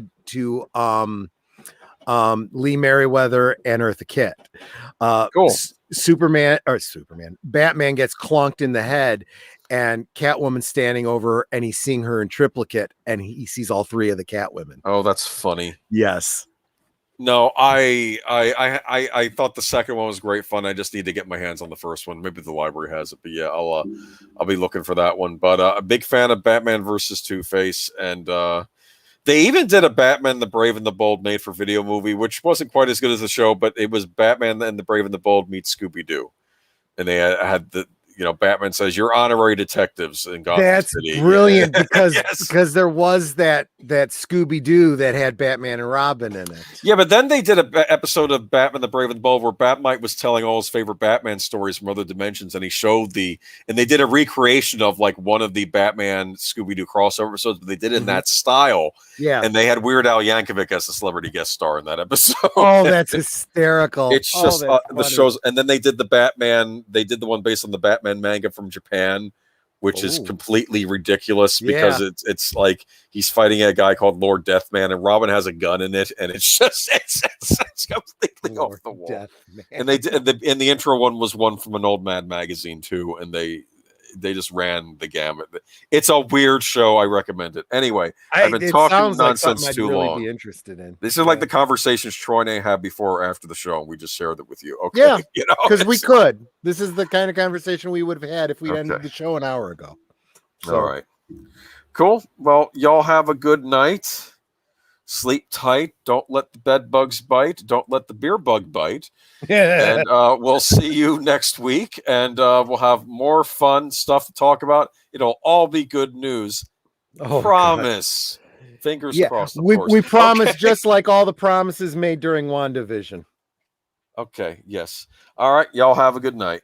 Take it easy, everyone. Bye-bye.